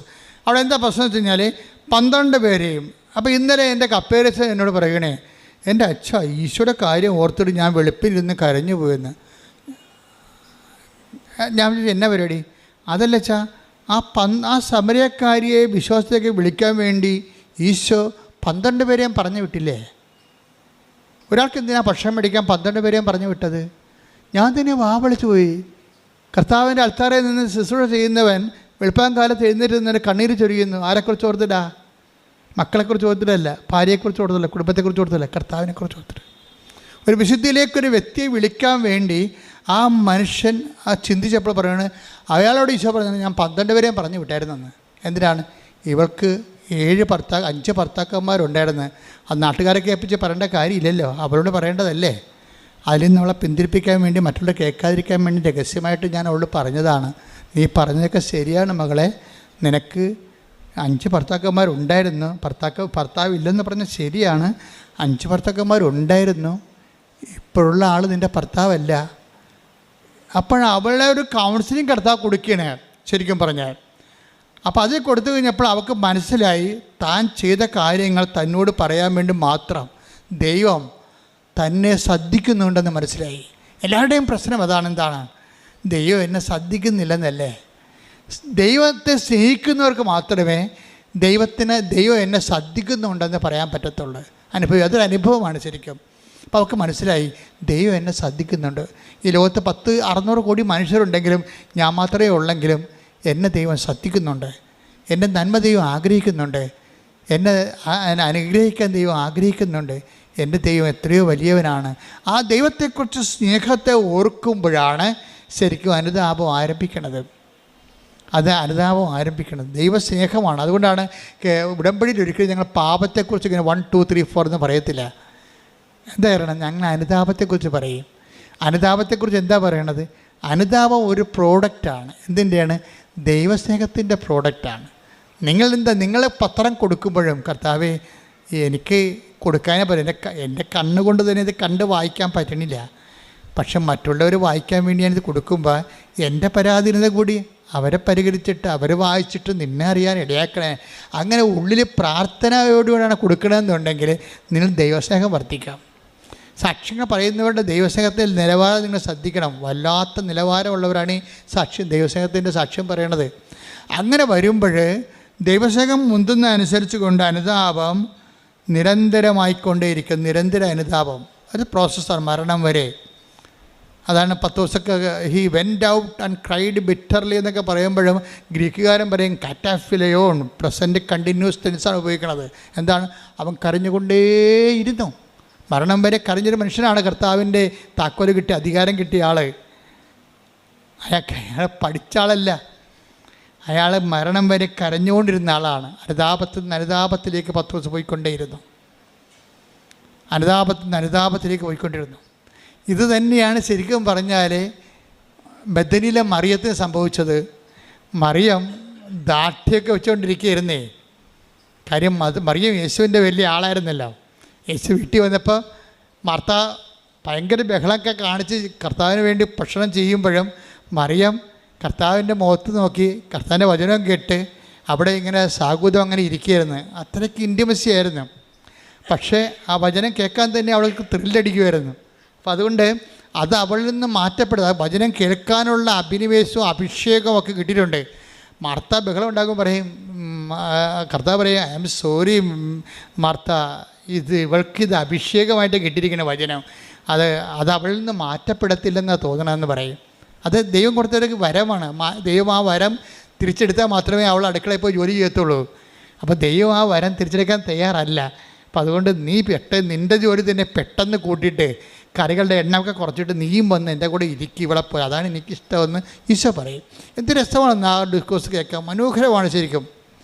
അപ്പം അത് ഞാനത് പറയാം. പക്ഷെ അതൊക്കെ നമ്മൾ പറയേണ്ടതേ ഇപ്പം ഞാൻ പറഞ്ഞു നിർത്തിയതിന് സംഭവിച്ചു കഴിഞ്ഞാൽ ഈ മകളെ തനിച്ച് വിളിച്ചിട്ട് അവളുടെ ജീവിതത്തിലേക്ക് ദൈവം കടന്നു വരാൻ ആഗ്രഹിക്കുന്നു. അവൾ ബേസിക്കായിട്ട് നല്ലവളാണെന്ന് തോന്നുകയാണ്. അതാണ് ഈ ബേസിക്കായിട്ട് നല്ലവനാകണമെന്ന് എപ്പോഴും നല്ലതാണ്. എന്നുവെച്ചാൽ ഒരു അവസരം വന്നാൽ ദൈവത്തിന് വേണ്ടി നാം ഒരു നിലപാടെടുക്കുന്നവരാണ് ബേസിക്കായിട്ട് നല്ലവർ. അപ്പം അങ്ങനെ ഉണ്ട്. അതുകൊണ്ട് അവരോട് അത് പറയുമ്പോൾ അവരോട് സംസാരിച്ചുകൊണ്ടിട്ട് സംസാരം തീരണില്ല. കാര്യം ഇത് വലിയൊരു നീണ്ട കഥയാണല്ലോ. അപ്പോൾ 10 ദിവസം ഭക്ഷണം കൊണ്ട് വന്നിട്ട് അകലെ നിൽക്കുകയാണ് വെയിലത്ത്. ഞാൻ ആ കിണറ്റിൽ പോയിട്ടുള്ളതാണ്. കർത്താവ് ഇരുന്ന് സംസാരിച്ച കിണർ ഇപ്പോഴും ഉണ്ട് സമരയൊക്കെ. അവിടെ ഒരു അറബി മരം നിൽക്കുന്നുണ്ട്. പക്ഷെ ഭയങ്കര മഞ്ഞ നിറവാണ്. അവിടെ വെള്ളമൊന്നുമില്ല, കിണറുണ്ടെന്ന് മാത്രമേ ഉള്ളൂ. വെള്ളമില്ലാത്ത കാരണം മരുഭൂമി പോലുള്ള സ്ഥലമാണ് സമറിയയിൽ ഈ യാക്കോബിൻ്റെ കിണർ. അവിടെ ഇരുന്നാൽ ഞാൻ അവിടെ ഇരുന്നപ്പോൾ ശരിക്കും പറഞ്ഞാൽ എൻ്റെ കണ്ണ് നിറഞ്ഞു പോയി. കിണറിൻ്റെ അരികിൽ നിന്നപ്പോൾ ഞാൻ പറഞ്ഞു, ഈശോ എന്ത് കഷ്ടമാണ്. ഒരു ആത്മാവിനെ വീണ്ടെടുക്കാൻ വേണ്ടി ഈ കിണറ്റിൻ്റെ കരയിൽ 43 ഡിഗ്രി ചൂടാണ് അപ്പോൾ ഉള്ളത്. അപ്പൻ്റെ ടെമ്പറേച്ചർ 43 ഡിഗ്രിയാണ്. ആ ചൂടിൽ ഇവളെയും കാത്ത് ഇവളോട് സംസാരിക്കാൻ നിൽക്കണം കർത്താവ്. എന്ന് വെച്ചാൽ അതുപോലെയുള്ള ജനലക്ഷങ്ങളാണ്, ഇനി കോടികളാണ് ഭൂമിയിലേക്ക് വരുന്നത്. അവർക്കെല്ലാം വേണ്ടിയുള്ള കർത്താവിൻ്റെ കരുതലും കാത്തു നിൽപ്പുമെന്ന് വെച്ചാൽ നമ്മളെ കാണുമ്പോൾ കണ്ണ് നിറഞ്ഞു പോകും. എന്നിട്ട് സംസാരം തീരാത്തപ്പോൾ അവനെ ഡിസ്റ്റർബ് ചെയ്യുന്നുണ്ട് പത്രോസ് പറയും, ഗുരു ഭക്ഷണം. അപ്പോൾ പത്രോസിനോട് ഈശോ പറയും, നിങ്ങളറിയാത്ത ഭക്ഷണം എനിക്കുണ്ടെന്ന് പറയും. അപ്പോൾ പത്രോസിനത് സുവിശേഷം മനസ്സിലാകത്തില്ല. പത്രോസ് ആരെങ്കിലും കൊണ്ടുവന്ന് നമ്മളെക്കാൾ നേരത്തെ ഭക്ഷണം കൊടുത്ത് കാണുമായിരിക്കും, അല്ലെങ്കിൽ ചേർത്ത് തന്നെ വന്ന് ഭക്ഷണം കൊടുത്ത് കാണുമായിരിക്കും. പക്ഷേ സംസാരം എല്ലാം പിരിഞ്ഞ് പോകുമ്പോൾ അവൾ പെട്ടെന്ന് നാട്ടിലിട്ട് പോയിട്ട് വലിയ സുവിശേഷ പേരൊക്കെ ചെയ്തിട്ട് തിരിച്ചു വരും. അതിനുള്ളിൽ കർത്താവ് പറയും, നിങ്ങളറിയാത്ത ഭക്ഷണം എനിക്കുണ്ട്. എന്താണ് എൻ്റെ ഇഷ്ടം? എൻ്റെ ഭക്ഷണം എന്താണ്? എൻ്റെ പിതാവിൻ്റെ ഇഷ്ടം നിറവേറ്റുകയാണ് എൻ്റെ ഭക്ഷണം. അപ്പോൾ അടയാളങ്ങളില്ലെങ്കിലും ദൈവത്തിൻ്റെ ഒരു നീല ഉടമ്പടിക്കാരും ചാര ഉടമ്പടിക്കാരും ഒക്കെ ശ്രദ്ധിക്കേണ്ടത്, നിങ്ങൾക്ക് അടയാളങ്ങൾ ഉണ്ടാവാതിരിക്കാനാണ് ഞാൻ പ്രാർത്ഥിക്കുന്നത്. എന്താ കാര്യം എന്നറിയാമോ? ആ ഒരു മച്ചൂരിലേക്ക് ഉടമ്പടി ചെല്ലുമ്പോഴേ ദൈവ ഇഷ്ടം അന്നു വേണ്ട ആഹാരം ഡെയിലി ബ്രെഡായിട്ട് നമ്മളതിൽ കഴിച്ച് നിത്യതയ്ക്ക് വേണ്ടി നമ്മളെ തന്നെ ഒരുക്കും. അനുദിന ജീവിതത്തിൻ്റെ കാരണങ്ങൾ ഇതൊക്കെ നിങ്ങൾക്ക് ആവശ്യമാണെന്ന് എൻ്റെ സ്വർഗസ്ഥൻ. ഇപ്പം നിങ്ങൾ ദൈവത്തിൻ്റെ സ്വഭാവം ബീന വിജയൻ്റെ സാക്ഷ്യത്തിൽ നിന്ന് take the word of God 10:51 മർക്കോസ് 10:51. യേശു ചോദിച്ചു, ഞാൻ നിനക്ക് വേണ്ടി എന്ത് ചെയ്യണമെന്നാണ് നീ ആഗ്രഹിക്കുന്നത്? Praise the Lord. യേശു ചോദിച്ചു, ഞാൻ നിനക്ക് ഒരു അന്ധന് കാഴ്ച നൽകുന്ന സംഭവമാണ്. അന്ധനെ കാണുമ്പോൾ ഈശോ ചോദിക്കുന്നത്, ഞാൻ നിനക്ക് വേണ്ടി എന്ത് ചെയ്യണം? അപ്പോൾ അവരെന്ത് പറയും? എനിക്ക് കാണണമെന്ന് പറയും. അപ്പം നമ്മൾക്ക് പെർട്ടിക്കുലറായിട്ട് ഇപ്പോൾ ബീന വിജയൻ എന്താ കർത്താവിനോട് ചോദിച്ചത്? എനിക്ക് ജോലി വേണം, പക്ഷെ ഞാൻ ടീച്ചറാണ്. എനിക്ക് രാവിലെ പോകണം, എൻ്റെ 2 കുഞ്ഞുങ്ങളുണ്ട്, വൈകുന്നേരം വരണം. അങ്ങനെ ഒരു നേഴ്സിന് ജോലി കിട്ടുക, പക്ഷേ എനിക്ക് ജോലി തരണം, എനിക്ക് കുഞ്ഞുങ്ങളെ പോറ്റണ്ടേ. അപ്പോൾ ഞാൻ എന്ത് 10:51 പറഞ്ഞാൽ എന്താണ്? ഞാൻ എന്ത് പറഞ്ഞേ? ഞാൻ നിനക്ക് വേണ്ടി എന്ത് ചെയ്യണമെന്നാണ് നീ ആഗ്രഹിക്കുന്നത്. അപ്പൊ നമ്മൾ ഈ ഉടമ്പടി വെച്ചിരിക്കുന്ന 6 കാര്യങ്ങൾ നമ്മൾ ആഗ്രഹിക്കണതല്ലേ, അത് നടക്കും. നമ്മൾ ഉടമ്പടി വെച്ചിരിക്കുന്ന 6 കാര്യങ്ങളെ നമ്മൾ ആഗ്രഹിക്കുന്ന കാര്യങ്ങളല്ലേ, അത് 10:51 പ്രകാരം നടക്കും. ജപ്തി ആയാലും സ്ഥലമില്ലെങ്കിലും പ്രൊമോഷൻ വേണമെങ്കിലും നിങ്ങളെ പിരിച്ചുവിട്ട കമ്പനി തിരിച്ചെടുക്കണമെങ്കിലും എല്ലാം നടക്കും. നിങ്ങൾ ഉടമ്പടിയിൽ എന്ത് ചെയ്യണം? നിങ്ങളെ ഉടമ്പടിയിൽ ആദ്യം നിങ്ങൾ എന്ത് ചെയ്യണം? നിങ്ങളുടെ ആദ്യം ദൈവരാജ്യത്തെയും അതിൻ്റെ നീതിയെയും കുറിച്ച് നമുക്കൊരു അന്വേഷണമുണ്ട്. ഉടമ്പടി ഒരു അന്വേഷണമാണ്. എവിടെയാണ്, ഏത് മേഖലയിലാണ് ദൈവത്തിൻ്റെ രാജ്യവും നീതിയും എനിക്ക് നിറവേറ്റിപ്പോകും. അപ്പോൾ ദൈവത്തെക്കുറിച്ചുള്ള ചിന്തയും ദൈവവചനം അത് അനിർപേക്ഷണീയമായ ഒരു ജീവിത പുനഃക്രമീകരണവുമാണ് ഉടമ്പടി ആവശ്യപ്പെടുന്നത്. ഇതിനകത്ത് വരുമ്പോൾ ഒരു ഭാഗം കഴിയുമ്പോൾ, അടയാളങ്ങളുടെ ഒരു കാലം കഴിയുമ്പോൾ, നമുക്കറിയാമല്ലോ ബൈബിളിൻ്റെ ഒരു ചിട്ടവട്ടങ്ങളിൽ നോക്കിയാൽ മനസ്സിലാകും. ബൈബിള് ഒരു 15-ാം അധ്യായം പറയും. മർക്കോസിൻ്റെ സുവിശേഷം എടുക്കാം. മർക്കോസിൻ്റെ സുവിശേഷത്തിൽ ഒരു 18 അധ്യായം ഉണ്ടെന്ന് 16 അധ്യായം ഉണ്ട്. 16 അധ്യായം എന്ന് പറയുമ്പോൾ 8 അധ്യായം കഴിയുമ്പോൾ പിന്നെ അത്ഭുതങ്ങളില്ല. യോഹന്നാന്റെ സുവിശേഷം എത്ര ഉണ്ട്? 21 അധ്യായങ്ങളുണ്ട്. ആ ലാസറിനെ ഉയർപ്പിച്ച് കഴിഞ്ഞാൽ പിന്നെ അത്ഭുതങ്ങളില്ല. 11-ാം അധ്യായത്തിൽ വെച്ച് ക്ലോസ് ചെയ്യും, ഷഡ് ചെയ്യും. എല്ലാ അടയാളങ്ങളും ഷഡ് ചെയ്യും. ലൂക്കായുടെ സുവിശേഷത്തിൽ അത് തന്നെ സംഭവം. 24 അധ്യായങ്ങളുണ്ട്. 12 അധ്യായത്തെ വെച്ച് അടയാളങ്ങൾ ക്ലോസ് ചെയ്യും. അടയാളം ഒരു കാലമാണ്, ദൈവത്തിലേക്ക് നിന്നെ വളർത്തിക്കൊണ്ടുവരുന്നൊരു കാലമാണ്. പിന്നെ നമ്മൾ അടയാളമില്ലാത്ത കാലം അമ്മയോടൊപ്പം ജീവിക്കും. നമ്മൾ അടയാളമില്ലെങ്കിലും അമ്മയോടൊപ്പം ജീവിക്കും. എന്താ കാര്യം? അടയാളമെന്ന് പറയണത് അന്നന്ന് വേണ്ട ആഹാരം പോലെയാണ്. എന്താണ്? അങ്ങയുടെ ഇഷ്ടം നിറവേറ്റുകയാണ്, എൻ്റെ പിതാവിൻ്റെ ഇഷ്ടം നിറവേറ്റുകയാണ്. നിങ്ങളറിയാത്ത ഭക്ഷണം എനിക്കുണ്ട്. എന്താണ് കാര്യം? എൻ്റെ പിതാവിൻ്റെ ഇഷ്ടം നിറവേറ്റുകയാണ് എൻ്റെ ആഹാരം. ചില കാര്യങ്ങൾക്ക് അടയാളങ്ങൾ കിട്ടിയില്ല എന്നുണ്ടെങ്കിൽ അപ്പോൾ അടയാളം കിട്ടുന്ന വെള്ളിയാണെങ്കിൽ അടയാളം കിട്ടാതെ തന്നെ നിലനിൽക്കുകയും അതേസമയം നീ അത് അക്സെപ്റ്റ് ചെയ്യുകയും ചെയ്യുമ്പോൾ അത് ദൈവഹിതമാകുകയും സ്വർണ്ണമാകുകയും ചെയ്യും. അതെന്താ അർത്ഥമെന്ന് ഞാൻ പറഞ്ഞാൽ, ഇപ്പം നിങ്ങൾക്ക് ഇന്നലെ ഒരു സാക്ഷ്യം, മെനയെന്നൊരു സാക്ഷ്യം. അവർക്ക് കുറേ 8 കൊല്ലമായിട്ട് മക്കളില്ല. മെനയെന്നത്തെ സാക്ഷ്യമാണ്. 8 കൊല്ലമായിട്ട് അവർക്ക് മക്കളില്ല. അപ്പോൾ പല തരത്തിലുള്ള സംഭവങ്ങളൊക്കെ ചെയ്തിട്ടും ഈ ശാസ്ത്രീയമായ മേഖല നോക്കിയിട്ട് അവർക്ക് മക്കളില്ല. പക്ഷെ ഉടമ്പടി എടുത്തപ്പോൾ അന്ന് തന്നെ അവർ ആ ആഴ്ചത്തിന് അവർ പ്രഗ്നൻ്റ് ആകും. പക്ഷേ എത്രയാണ്? ആ 8 കൊല്ലത്തെ കുടിശ്ശിക അരിയറും തീർത്തുകൊണ്ടാണ്. ഇപ്പോൾ ഒരു കൊല്ലം ഒരു കൊച്ചിനെ പ്രസവിക്കണമെങ്കിൽ അതിനെ വളർത്തി പാലുകുടി മാറണമെങ്കിൽ 2.5 കൊല്ലം വേണമല്ലോ, അല്ലേ? അപ്പോൾ 3 പിള്ളേർക്ക് എത്ര കൊല്ലം വേണം? 2.5 വെച്ച് കണക്കാക്കി കഴിഞ്ഞാൽ 8 കൊല്ലം വേണം. അപ്പോൾ 8 കൊല്ലം പിള്ളേരില്ലായിരുന്നിട്ട് 8ാമത്തെ കൊല്ലം ഉടമ്പടി എടുത്തപ്പോൾ 3 പിള്ളേർ ഒരുമിച്ച് കൊടുക്കുക. അതിൻ്റെ അർത്ഥം അതാണ്. അപ്പോൾ ഒറ്റ ആശുപത്രി കിടപ്പേ ഉള്ളതിൻ്റെ അത്. അല്ലെങ്കിൽ നമ്മൾ ഓരോ കൊച്ചിനും പോയി ആശുപത്രി കിടക്കണ്ടേ? 1 ലക്ഷമോ 1.5 ലക്ഷമോ നിങ്ങളുടെ സാമ്പത്തിക നിലവാരം പോലെ അപ്പോഴപ്പം മുടക്കണം. ഇത് ഒറ്റ ആശുപത്രി കിടപ്പം 3 പിള്ളേർ 8 കൊല്ലം ഒന്നിച്ചു തരാനും ദൈവത്തിന് കഴിയും. ഞാൻ ആ സാക്ഷ്യം കേട്ടപ്പോൾ ഞാൻ ഞെട്ടിപ്പോയി. കാര്യം ഈ സാക്ഷ്യം ആവർത്തിക്കുന്നുണ്ട്. എപ്പോഴും ഇങ്ങനെ എല്ലാ കൊല്ലവും ഇങ്ങനെ 3 കുഞ്ഞുങ്ങൾ 12 കൊല്ലം മക്കളില്ല, 12ാമത്തെ കൊല്ലം 4 കുഞ്ഞുങ്ങൾ ഒരുമിച്ച് പ്രസവിക്കും. ആ പഴയ സാക്ഷികൾ നോക്കിയാൽ മതി. എന്നുവെച്ചാൽ ഇത്രയും നാളിലെ കുരിശുകയും അരിയറും ചേർത്ത് ഒരുമിച്ച് തരാൻ ദൈവത്തിന് കഴിയും. 4 ആശുപത്രി കിടപ്പും 4 പ്രസവ ലീവിന് പകരം ഒറ്റ പ്രസവ ലീവും ഒറ്റ ആശുപത്രി കിടപ്പും ഒറ്റ തവണ തീർപ്പാക്കും. കണ്ട് ഇത് ദൈവത്തിന് കഴിയണതാണ്. അതാണ് നിങ്ങൾ എന്താണ് ആഗ്രഹിക്കുന്നത് അതുപോലെ ചെയ്യും. പക്ഷേ ഇതൊക്കെ ദൈവം ചെയ്യണത് കാര്യങ്ങളാണ്. ഉടമ്പടി എന്ന് പറയുമ്പോൾ ഇതിൻ്റെ ഒരു വലിയ ഒരു സംഭവമാണ്. അതായത് ദൈവം ഒറ്റത്തവണ തീർപ്പാക്കിയിട്ട് ഇത്രയും നാളിൽ ഇതിൻ്റെ കണ്ണീരിനെല്ലാം ഒറ്റ ഉത്തരം തരും. പക്ഷേ എന്താ പ്രശ്നം വെച്ച് കഴിഞ്ഞാൽ, പ്രശ്നമെന്ന് പറഞ്ഞാൽ ഞാൻ ഭയങ്കര സീരിയസ് ആണ് ഈ വിഷയത്തിൽ. ദൈവം ഇത്രയും നല്ലവനായിട്ടും ദൈവം ഇത്രയും കൃത്യമായിട്ടും ദൈവം അരിയർ ചേർത്ത് കുടിശ്ശിക സഹിതം കൊടുക്കുമ്പോഴും ആ വ്യക്തിക്ക് നിനക്ക് 4 കുഞ്ഞുങ്ങളെ കിട്ടി. ഈ 4 കുഞ്ഞുങ്ങളും നീ വളർത്തി വഴിപിഴച്ചവളാക്കുകയാണെങ്കിൽ ഉള്ള അവസ്ഥ എന്താണ്? 4 ആത്മാക്കൾ ജന്മങ്ങൾ നിൻ്റെ കൈ കിട്ടി പാഴാകത്തില്ലേ?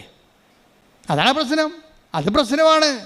മക്കളില്ലെന്നല്ല നീ പറയേണ്ടത് ദൈവത്തോട്. ഒരു കുഞ്ഞിനെ തന്നാൽ ഞാൻ ദൈവത്തിൻ്റെ മകനെ എൻ്റെ രക്തസാക്ഷിയായി നിന്നാലും ശരി, ഞാൻ എൻ്റെ ദൈവത്തിൻ്റെ കുഞ്ഞിനെ പോലെ വളർത്തുമെന്ന് നീ പറയണം. അത് പറയാൻ നീ തയ്യാറാണെങ്കിൽ നീ ഇങ്ങനെ വിഷയം പോലെ പ്രസവിക്കും. എന്താ കാര്യം എന്നറിയാമോ? ദൈവത്തിനെ എനിക്കറിയാം. നമ്മൾ ദൈവത്തിൻ്റെ കരങ്ങൾ കണ്ടാണ് ഇവിടം വരെ എത്തിയത്.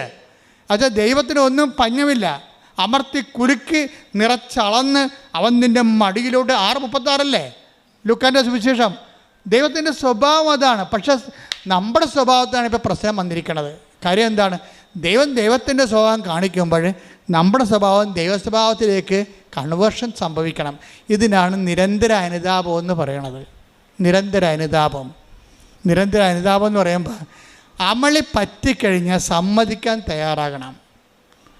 അനുതാപം തുടങ്ങണത് സമ്മതിക്കാൻ ഇപ്പം കാനംകാരിയോട് കർത്താവ് പറഞ്ഞു, മക്കളുടെ അപ്പം എടുത്ത് നായ്ക്കൾക്ക് കൊടുക്കുക വിഹിതമല്ല.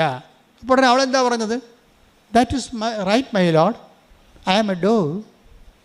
നീ പറഞ്ഞത് ശരിയാണ്. ഞാൻ തന്നെ വീണ്ടും അനുതാപമില്ലാതെ വീണ്ടും ഞാൻ നായി ഛർദ്ദിച്ചത് തന്നെ പിന്നെയും തന്നെ പറഞ്ഞാൽ ചെയ്ത് തെറ്റ് തന്നെ പിന്നെയും ചെയ്യണ ആളാണ് ഞാനൊരു നായയാണ്. അതാണ് സംഭവം. അതായത് കർത്താവ് അത് വെളിപ്പെടുത്തി കൊടുക്കുമ്പോൾ നായെ ഛർദ്ദിച്ചത് തന്നെ, അത് മക്കളുടെ അപ്പം എടുത്ത് നായ്ക്കൾക്ക് കൊടുക്കുക വിഹിതമല്ല. നായ്ക്കളെന്ന് പറഞ്ഞാൽ എന്താണ്? ചെയ്ത് തെറ്റ് തന്നെ തെറ്റാണെന്ന് തന്നിട്ട് പിന്നെയും ചെയ്തുകൊണ്ടിരിക്കണം. എല്ലാവരും, അച്ഛനായാലും കപ്പനായാലും കർത്തനായാലും ആരായാലും, ഇനി കത്തോലിക്കനായാലും ക്രിസ്ത്യാനി ആയാലും എല്ലാവരും നായ തന്നെയാണ്. തെറ്റുകൾ ആവർത്തിക്കണമെങ്കിൽ അവൻ ഒരു നായയാണ്. അതൊക്കെ നായ സർജറി തന്നെ. പിന്നെ ഇപ്പം അനുതാപം എന്ന് പറയണത് തെറ്റുകൾ ആവർത്തിക്കാത്ത അവസ്ഥ കൂടിയാണ്. അനുതാപത്തിൻ്റെ ആരംഭം എവിടുന്നാണ് തുടങ്ങണത്? അനുതാപത്തിൻ്റെ ആരംഭം എവിടുന്നാണ് തുടങ്ങണത്? ആദ്യമേ തന്നെ അതിൻ്റെ ABCD എന്ന് പറയണത് തെറ്റുകൾ ആവർത്തിക്കാത്ത അവസ്ഥ. കൃപാസനത്തിൽ പരിശുദ്ധ കുർബാന കൈമാറ്റം ചെയ്യുമ്പോൾ അതിക്ക് മുമ്പ് മനസ്താപനം ചെലുത്തിരിക്കും. എന്താ കാര്യം? മേലിൽ പാപം ചെയ്യില്ലെന്നും അതാ പറയണേ. അതിനകത്ത് ഏറ്റവും വലിയ സംഭവം എന്താണ്? നമുക്കറിയാമല്ലോ, നല്ല കുമ്പസാരത്തിനുള്ള കാര്യങ്ങൾ ഒന്നെന്താണ്?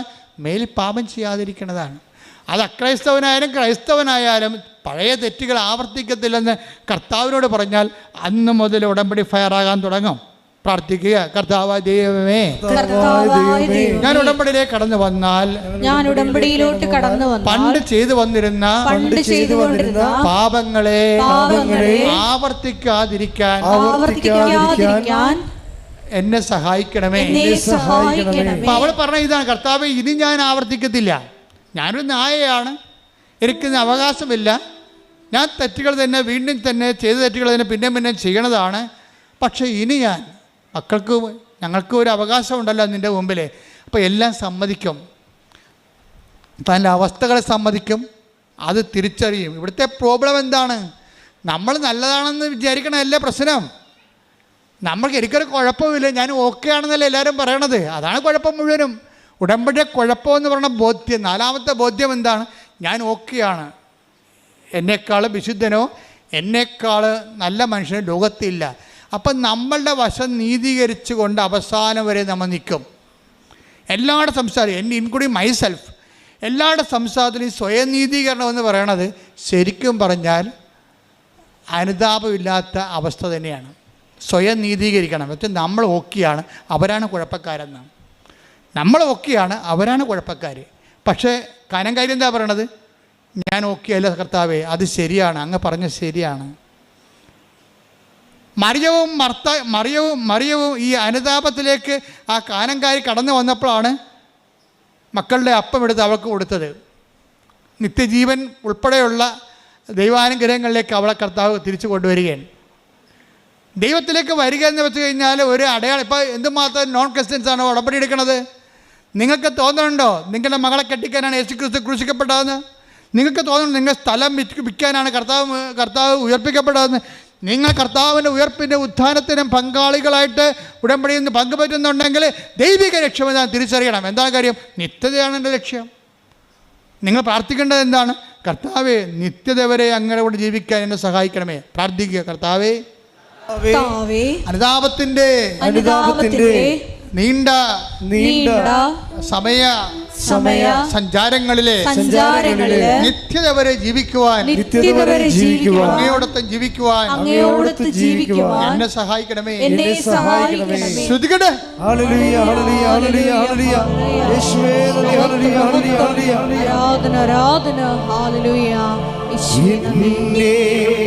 നിത്യതയോടടുപ്പിക്കുന്ന എല്ലാ അനുഭവങ്ങൾക്കും നന്ദി. എന്നെ നല്ല ശിക്ഷയാക്കിയിടുന്ന എല്ലാ കുറവുകൾക്കും നന്ദി. എന്നെ നിത്യതയോടടുപ്പിക്കുന്ന എല്ലാ അനുഭവങ്ങൾക്കും നന്ദി. എന്നെ നല്ല ശിഷ്യനാക്കിയിടുന്ന എല്ലാ കുരിശുകൾക്കും നന്ദി. പരിശുദ്ധ പരമ ദിവ്യകാരുണ്യത്തിന്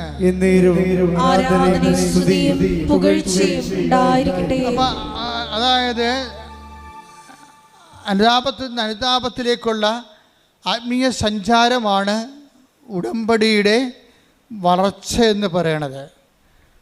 അപ്പോഴത് നമുക്ക് ചില വിഷയങ്ങൾക്ക് അഭിഷേകം കിട്ടും, ചില വിഷയങ്ങൾ നമ്മൾ അത് ഇല്ലാതിരുന്ന കാലത്തേക്കാൾ ഇല്ലാത്ത കാലത്ത് ഉള്ളതിനേക്കാൾ മെച്ചമായ ആന്തരികമായ സന്തോഷം ലഭിക്കും. ക്രിസ്തീയ ആധ്യാത്മികത എന്ന് പറയുന്നത് നമ്മൾ ഇന്ന് വരെ കാണാത്ത നിധികളുള്ള സ്ഥലമാണ്.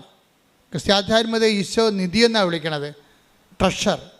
അത് ഗോപനം ചെയ്താൽ, അത് കണ്ടെത്തിയാൽ പിന്നെ അത് ഗോപനം ചെയ്യണം, മറച്ചു വെക്കണം, പോയി തനിക്കുള്ളത് വിൽക്കണം, ആ നിധി വാങ്ങണമെന്ന് ഈശോ 13 മർക്കോസ് 13 പറയണത്. ഞാൻ നിങ്ങൾ പറയാൻ ഉദ്ദേശിക്കുന്ന കാര്യം, ഇപ്പോൾ തന്നെ ഉദാഹരണം, ഇപ്പോൾ കാനം കാര്യം എന്താ സംഭവിക്കുന്നത്? അയാൾ പറഞ്ഞു that is right my lord, അത് ശരിയാണെന്ന് പറഞ്ഞു. കർത്താവ് ഒരു കാര്യം പറയുമ്പോൾ അത് തെറ്റാണെന്നാണ് എല്ലാവരും പറയണത്. അങ്ങനെയല്ല, ഞാൻ ശരിയാണ്, കർത്താവാണ് തെറ്റെന്ന് പറയും. കാനം കാര്യം എന്താ പറയണത്?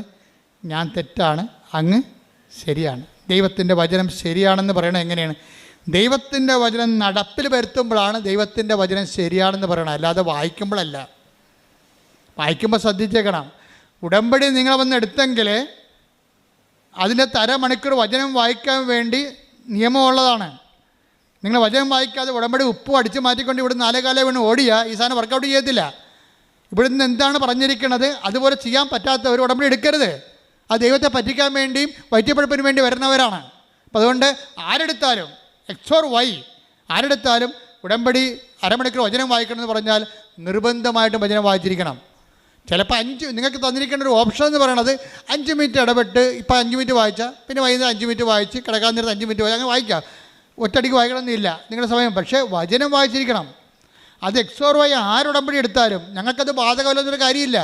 ഉടമ്പടി നിങ്ങൾക്ക് ബാധകമാകണമെങ്കിൽ ഉടമ്പടിയിലുള്ള പറഞ്ഞിരിക്കുന്ന എല്ലാ നിബന്ധനകളും നിങ്ങൾക്ക് ബാധകമാകണം. പ്രാർത്ഥിക്കുക, കർത്താവേ ഉടമ്പടി നിയമങ്ങള് നിബന്ധനകള്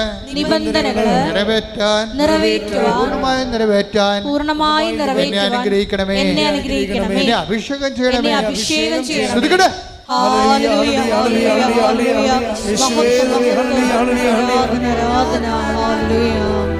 പരിശുദ്ധ പരമദിവ്യകാരുണ്യത്തിന് ആരാധനയും സ്തുതിയും പുകഴ്ചയും ഉണ്ടായിരിക്കട്ടെ. നമ്മൾ അതിൻ്റെ പൂർണ്ണതയിലേക്ക് വരികയാണ്. വീണ്ടും വരുന്നത് ഇവിടെ എന്ത് സംഭവം? കാനംകാരി അത് ശരിയാണെന്ന് പറഞ്ഞു. അവിടെയാണ് അനുതാപം. നീ പറഞ്ഞത് ശരിയാണെന്ന് പറയണത്. നമ്മുടെ ജീവിതമല്ല ശരി, കർത്താവിൻ്റെ വചനമാണ് ശരി. ഇനി കർത്താവിൻ്റെ വചനം അനുസരിച്ചുകൊണ്ട് ഞാൻ എൻ്റെ ജീവിതം പുനഃക്രമീകരിക്കുമെന്നാണ് കാനംകാരി പറഞ്ഞത്. അപ്പോൾ അവരുടെ മകൾ സുഖം പ്രാപിച്ചു. അടയാളങ്ങൾ ദൈവം നൽകണത് ദൈവവചനം ശരിയാണെന്ന് നമ്മുടെ ജീവിതത്തിലെ വചനം നിറവേറ്റിക്കൊണ്ട് സാക്ഷ്യം പറയും. സാക്ഷ്യപ്പെടുത്തി ജീവിക്കുമ്പോഴാണ് ദൈവം അത് ശരിയായിട്ട് അംഗീകരിക്കണത്. ഇത് തന്നെയാണ് ശരിക്കും പറഞ്ഞാൽ ബദനിയായാലും മറിയം ചെയ്യണത്. ബദനിയായാലും മറിയത്തിന് ഒരു തെറ്റ് പറ്റി. എന്താ തെറ്റ്? അവൾ കർത്താവിനെ മിസ്അണ്ടർസ്റ്റാൻഡ് ചെയ്ത് വചനം ചുമ്മാ കേട്ടോണ്ടിരിക്കണതാണ് കാര്യമെന്നാണ് അവൾ വിചാരിച്ചത്. വലിയ ആനക്കാര്യമായിരിക്കും വചനം വായിച്ചുകൊണ്ടിരിക്കണതും കേട്ടുകൊണ്ടിരിക്കണതും. പക്ഷെ മാർത്ത അവളുടെ ചേർത്തിയ മാർത്തായ്ക്ക് വചനത്തെക്കുറിച്ച് വലിയ ഗ്രാഹ്യമൊന്നുമില്ല.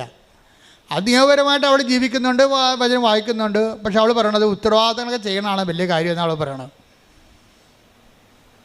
ഇത് രണ്ട് എക്സ്ട്രീമാണെന്നാണ് ഈശോ പറയണത്. ഉത്തരവാദിത്തങ്ങളും ചെയ്യണം, വചനം നിറവേറ്റുകയും ചെയ്യണം, വചനം വായിക്കുകയും ചെയ്യണം, വചനം കേൾക്കുകയും ചെയ്യണം. അതുകൊണ്ടാണ് നീയും വന്ന് വചനം കേൾക്കാൻ പറയണത്. പക്ഷേ എന്നാ പറ്റി?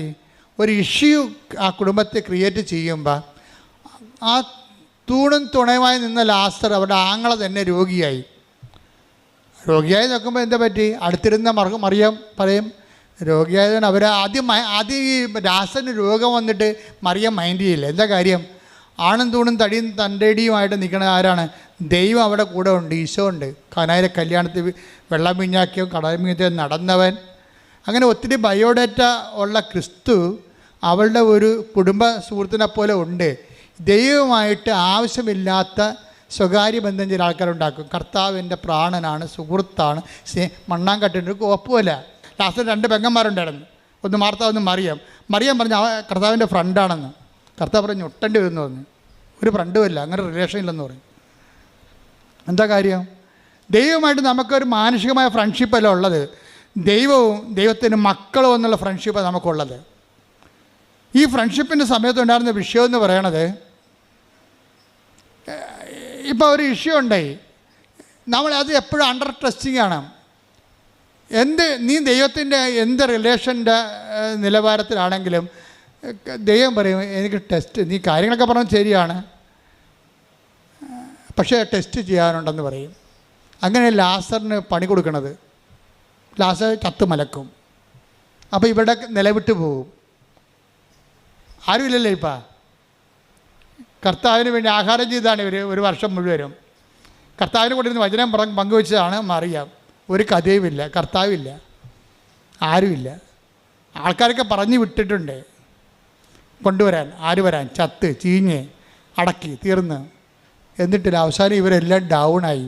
പ്രാർത്ഥിച്ചിട്ട് എന്ത് കാര്യം, കർത്താവ് വീട്ടിൽ വന്നെന്ന് പറഞ്ഞിട്ട് എന്ത് കാര്യം, ഇവിടെ ഇരുന്ന് സംസാരിച്ചെന്ന് പറഞ്ഞിട്ട് എന്ത് കാര്യം, നമുക്കൊരാവശ്യമില്ല ഉള്ളപ്പോൾ ആരുമില്ലല്ലോ. അതാ നമുക്കൊരാവശ്യമുള്ളപ്പോൾ ആരുമില്ലല്ലോ. അതായത് എപ്പോഴും ടെസ്റ്റിംഗ് ടൈം എപ്പോഴും നിൽക്കാൻ മനസ്സിലാക്കണം. കർത്താവുമായിട്ട് നിൽക്കുമ്പോൾ നമ്മൾ എന്ത് ജോലി ചെയ്തു, നമ്മൾ എന്ത് കർത്താവുമായിട്ട് ബന്ധമാണ്. ഇപ്പം ഞങ്ങളൊക്കെ ഫുൾ ടൈം കോൺസെൻട്രേറ്റഡാണ്. ഞാൻ എൻ്റെ ജീവിതത്തിലാണെങ്കിൽ ഒരു ടൈം പോലും ഞാൻ നഷ്ടപ്പെടുത്തിയിട്ടില്ല. എൻ്റെ ജീവിതത്തിൻ്റെ ഏറ്റവും വലിയ വിജയമാണത്. കർത്താവിന് മുമ്പിൽ എനിക്ക് തന്നൊരു ദാനമാണ്. ഒരു ടൈം പോലും ഞാൻ വേസ്റ്റ് ചെയ്തിട്ടില്ല, വേസ്റ്റിന് വേണ്ടി ഉപയോഗിച്ചിട്ടില്ല. എല്ലാം സുവിശേഷത്തിന് വേണ്ടിയും സഭയ്ക്ക് വേണ്ടിയും സാംസ്കാരിക കലാവിധങ്ങൾക്ക് വേണ്ടിയും സഭയോട് ബന്ധപ്പെട്ട സമൂഹത്തിന് വേണ്ടിയും പൊതുസമൂഹത്തിന് വേണ്ടിയാണ് ജീവിച്ചത്. ഇപ്പോഴും അങ്ങനെയാണ്, ഒരു സമയം കളയത്തില്ല. പക്ഷേ എനിക്ക് ഇത്രയും കൃത്യമായിട്ട് സുവിശേഷ വേലയായിട്ട് ജീവിച്ചിട്ടും എനിക്കെന്തെല്ലാം പ്രോബ്ലംസാണ് ഉള്ളത്. എനിക്ക് ന്യായമായി ദൈവം തരേണ്ട ഒരു കാര്യം തന്നിട്ടില്ല. ദൈവത്തിന് വേണ്ടി ഒത്തിരി കാര്യങ്ങൾ ദൈവം ചെയ്തിട്ടുണ്ട്, അതിനെന്നെ പങ്കെടുപ്പിച്ചിട്ടുണ്ട്. അത് ഞാൻ സന്തോഷമായി. ഇപ്പം നിങ്ങൾ ദൈവത്തിന് വേണ്ടി തന്ന കാര്യമാണ് ഉടമ്പടി, ദൈവത്തിന് വേണ്ടി തന്ന കാര്യമാണ് നിങ്ങൾ. അത് ഞാൻ നന്നായിട്ട് ചെയ്യുന്നുണ്ട്. പക്ഷേ ഇതുപോലും ആരോഗ്യത്തോടെ ചെയ്യാൻ വേണ്ടി ദൈവം അനുവദിച്ചിട്ടില്ല. എന്താ കാര്യം? ഒരു കൈ കർത്താവിനെ പിടിച്ചുകൊണ്ടേ നടക്കാൻ പറ്റത്തുള്ളൂ. അതെപ്പോഴും നമ്മൾ ശ്രദ്ധിക്കണം. എന്നോട് കാണിക്കാത്ത കാര്യം നിങ്ങളോട് കാണിക്കുമോ? എന്താ സംഭവിച്ചു കഴിഞ്ഞാൽ, കാണിക്കാൻ പറ്റില്ലെന്നൊന്നും ഞാൻ പറയണില്ല. പക്ഷേ ഇതൊരു മനസ്സിലാക്കേണ്ട സത്യമാണ്. നമ്മൾ ദൈവത്തിൽ അടുക്കുമ്പോൾ ആൾക്കാർ ദൈവത്തിൽ അടുക്കണത് എന്താണ്? നമുക്ക് പ്രശ്നമൊന്നും ഉണ്ടാകരുത്, അത് വേണ്ടിയാണ് ദൈവത്തിൽ എടുക്കുന്നത്. നാളെ പിള്ളേർ പള്ളിക്കൂടത്തിൽ പോകുമ്പോൾ പട്ടി കടിക്കരുത്, അതിനാണ് കുടുംബ പ്രാർത്ഥന നടത്തുക. എന്നാൽ കുടുംബ പ്രാർത്ഥന അല്ല, വല്ല അബദ്ധം ഉണ്ടാകും, വല്ല അപകടം ഉണ്ടാകും. അപ്പോൾ ഈ പേടിച്ചിട്ടാണ് കുടുംബ പ്രാർത്ഥന നടത്തുന്നത്, അല്ല ദൈവത്തെ സ്നേഹിച്ചിട്ടല്ല. പല അണ്ണന്മാരും പള്ളിയിൽ പോണതും പല അണ്ണന്മാരും കുടുംബ പ്രാർത്ഥന നടത്തേണ്ട കാര്യം എന്താണ്? നമുക്ക് പണി കിട്ടല്ലേ കർത്താവേ, നമുക്ക് പണി തരുന്നത് കേട്ടാ, പണി തരാതിരിക്കാൻ വേണ്ടിയാണേ. അത് ദൈവത്തിന് അറിയാം. എന്ന് വെച്ച് കഴിഞ്ഞാൽ പേടിച്ചിട്ടാണ് പല കാര്യങ്ങളും ചെയ്യണത്. അങ്ങനെയല്ല, ദൈവത്തിനെ സ്നേഹിച്ചിട്ട് ചെയ്യണതിലേക്ക് നീ ഒരു ടെസ്റ്റ് തരും. അപ്പം ടെസ്റ്റ് തന്നപ്പോൾ എന്ത് പറ്റി? ടെസ്റ്റിൽ മറിയാൻ തോറ്റു. മാർത്ത, വചനം കേൾക്കാത്ത മാർത്ത അപ്പഴും പിടിച്ചു നിന്ന്. 4 ദിവസം കഴിഞ്ഞപ്പോൾ ചീഞ്ഞപ്പോൾ ആൾ വന്നിട്ടുണ്ട്, കർത്താവ് വന്നിട്ടുണ്ട്, ചീഞ്ഞ ആൾ. ആ കുഴിമാടത്തിന് പുറത്ത് വരെ മണമാണ്, അടുക്കല്ലേ എന്നാണ് ശിഷ്യന്മാർ പറയണത്. ഇപ്പോൾ കർത്താവ് അവിടെ വന്ന് നിൽക്കണമെന്ന് കണ്ടപ്പോൾ മറിയാൻ പറഞ്ഞു, വരിക പോവുകയും ചെയ്യട്ടെ, നമുക്കെന്താണ്, വരിക പോവുകയും ചെയ്യട്ടെ, നമുക്കെന്താണ്. കാര്യം നമുക്ക് വരാനുള്ളതിനെല്ലാം വന്ന്, വരാനുള്ള വഴി തങ്ങുക, പോകാനുള്ളവൻ പോയി. ഇനിയിപ്പോൾ ആര് വന്നിട്ട് എന്ത് കാര്യം, പോയിട്ട് എന്ത് കാര്യം? മറിയം പോയില്ല, മറിയം തോറ്റു ആ പരീക്ഷയ്ക്ക്. മാർത്തായാണ് ഇടിച്ചതിൽ കയറണത്. മാർത്തായതിന് അവിടെ ചെന്നിട്ട് പറയുവേ, എന്താണ്?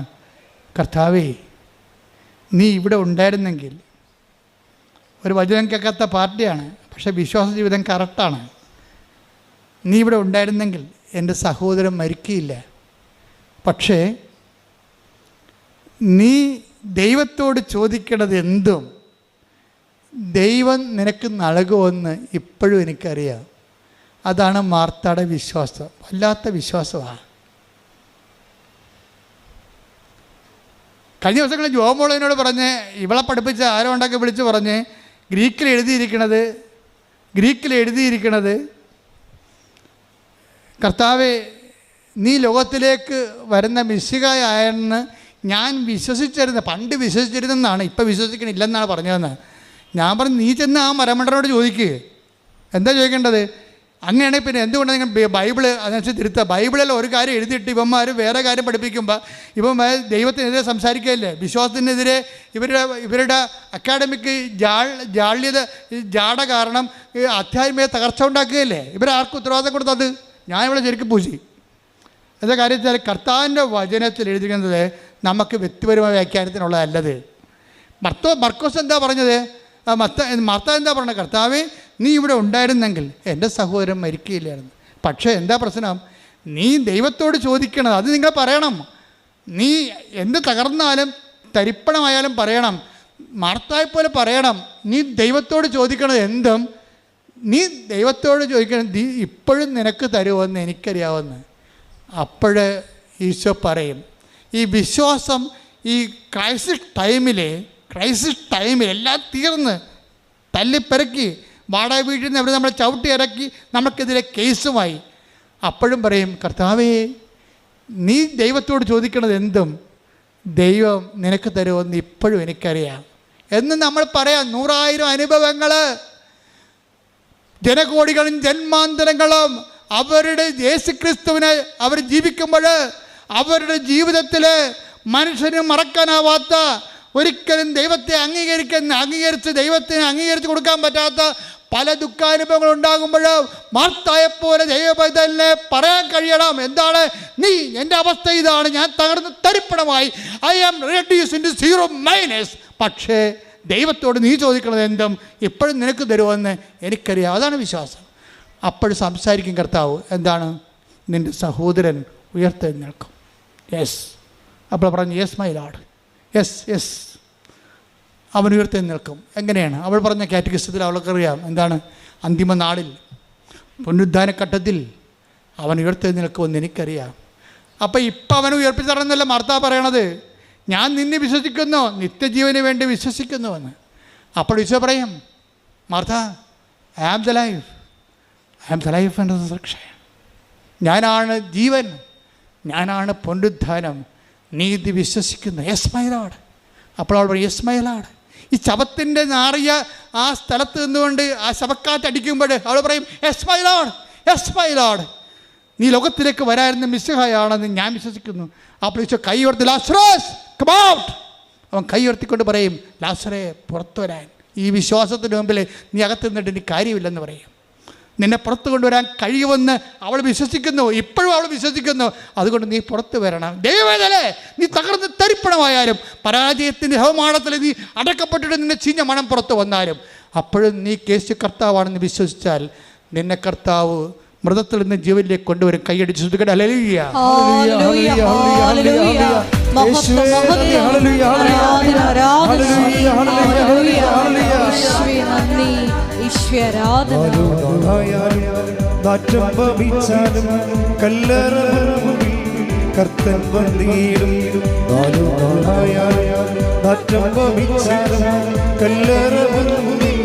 കർത്തൻ വന്നിടും വിശ്വസിച്ചാൽ മഹത്വം കാണാം, സാത്താന്റെ പ്രവൃത്തികൾ തകർന്നിടും.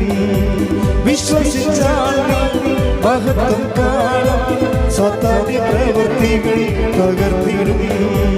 കാണുന്നില്ല വിശ്വാസത്താ എൻ മുൻപിൽ ചെങ്കടൽ ഉണ്ടാകുന്നു. കാണുന്നില്ല വിശ്വാസത്താ എൻ മുൻപിൽ ചെങ്കടൽ ഉണ്ടാകുന്നു. കാണാത്ത കാര്യങ്ങൾ കൺമുൻപിലെന്നോ വിശ്വസിച്ചിരുന്നു നിൽക്കുന്നവേ. കാണാത്ത കാര്യങ്ങൾ കൺമുൻപിലെന്നോ വിശ്വസിച്ചിരുന്നു നിൽക്കുന്നവേ. പരിശുദ്ധ പരമ ദിവ്യകാരുണ്യത്തിന് ആരാധനയും സ്തുതിയും പുകഴ്ചയും ഉണ്ടായിരിക്കട്ടെ. പരിശുദ്ധ പരമ ദിവ്യകാരുണ്യത്തിന് ആരാധനയും സ്തുതിയും പുകഴ്ചയും ഉണ്ടായിരിക്കട്ടെ. ലാസർ ഉയർപ്പിക്കപ്പെട്ടൊരു അടയാളം കണ്ടപ്പോഴേ തകർന്നു പോയത് മറിയമാണ്. മറിയം കണ്ണുനീരോടെ ഇരിക്കുക. കാര്യം അവൾ വിളിച്ചിട്ട് വന്നില്ലല്ലോ. ഈ മഹാത്ഭുതം കാണാൻ വേണ്ടി കർത്താവ് ആളെ വിട്ട് അവളെ വിളിച്ചതാണ്. വന്നില്ല അവൾ.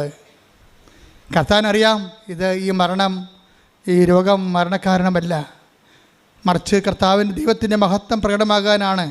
ആ വചനം കേട്ട വഷളിനെ കർത്താവ് ആളേച്ച് വിളിപ്പിച്ചതാണ്. അവൾ വന്നില്ല. അപ്പോൾ അവൾ എന്ത് കഠിനമുള്ള സംഭവമാണത്. പക്ഷെ ആ പാവപ്പെട്ട വചനം കേൾക്കാത്ത മാർത്ത വന്ന് കുറച്ച് കഴിഞ്ഞപ്പോൾ കർത്താവ് അവളെ വിളിപ്പിച്ചിട്ടാണ് അവളോട് ഇത് സംസാരിച്ചു. എന്നിട്ടാണ് കർത്താവ് ഉയർപ്പിച്ചത്. പക്ഷെ അതല്ല എൻ്റെ വിഷയം. അതിനുശേഷം ഒരാഴ്ച കഴിഞ്ഞപ്പോഴേ അവളും കണ്ടില്ലേ കർത്താവ്, അവളും പറഞ്ഞത് തന്നെയാണ്, നീ ഉണ്ടായിരുന്നെങ്കിൽ ഇങ്ങനെ സംഭവിക്കത്തില്ല. എല്ലാവരുടെയും പ്രശ്നം അതാണല്ല, നീ ഉണ്ടായിരുന്നെങ്കിൽ ഇങ്ങനെ സംഭവിക്കത്തില്ലെന്ന്. നീ ഉണ്ടായിരുന്നില്ല, അങ്ങനെ സംഭവിച്ചു. എന്നാലും സുവിശേഷം നിൻ്റെ വീണ്ടെടുപ്പിന് ഒരു വാതിൽ തുറന്നിടുന്നുണ്ട്. അതാ സംഭവം. നീ ഉണ്ടായിരുന്നെങ്കിൽ ഇങ്ങനെ സംഭവിക്കത്തില്ലായിരുന്നു. ശരി, സംഭവിച്ചു, നീ ഇല്ലായിരുന്നു, അങ്ങനെ സംഭവിച്ചു എന്ന് പറഞ്ഞുകൊണ്ട് അത് അവസാന വാക്കല്ല. നിൻ്റെ വീണ്ടെടുപ്പിന് ദൈവം ഒരു വാതിൽ തുറന്നിട്ടുണ്ട്. I am the door. അതാണ് കർത്താവ് പറഞ്ഞു, ഞാനാണ് വാതിലെന്ന്. കൈയടിക്കട്ടെ, ശ്രദ്ധിക്കട്ടെ.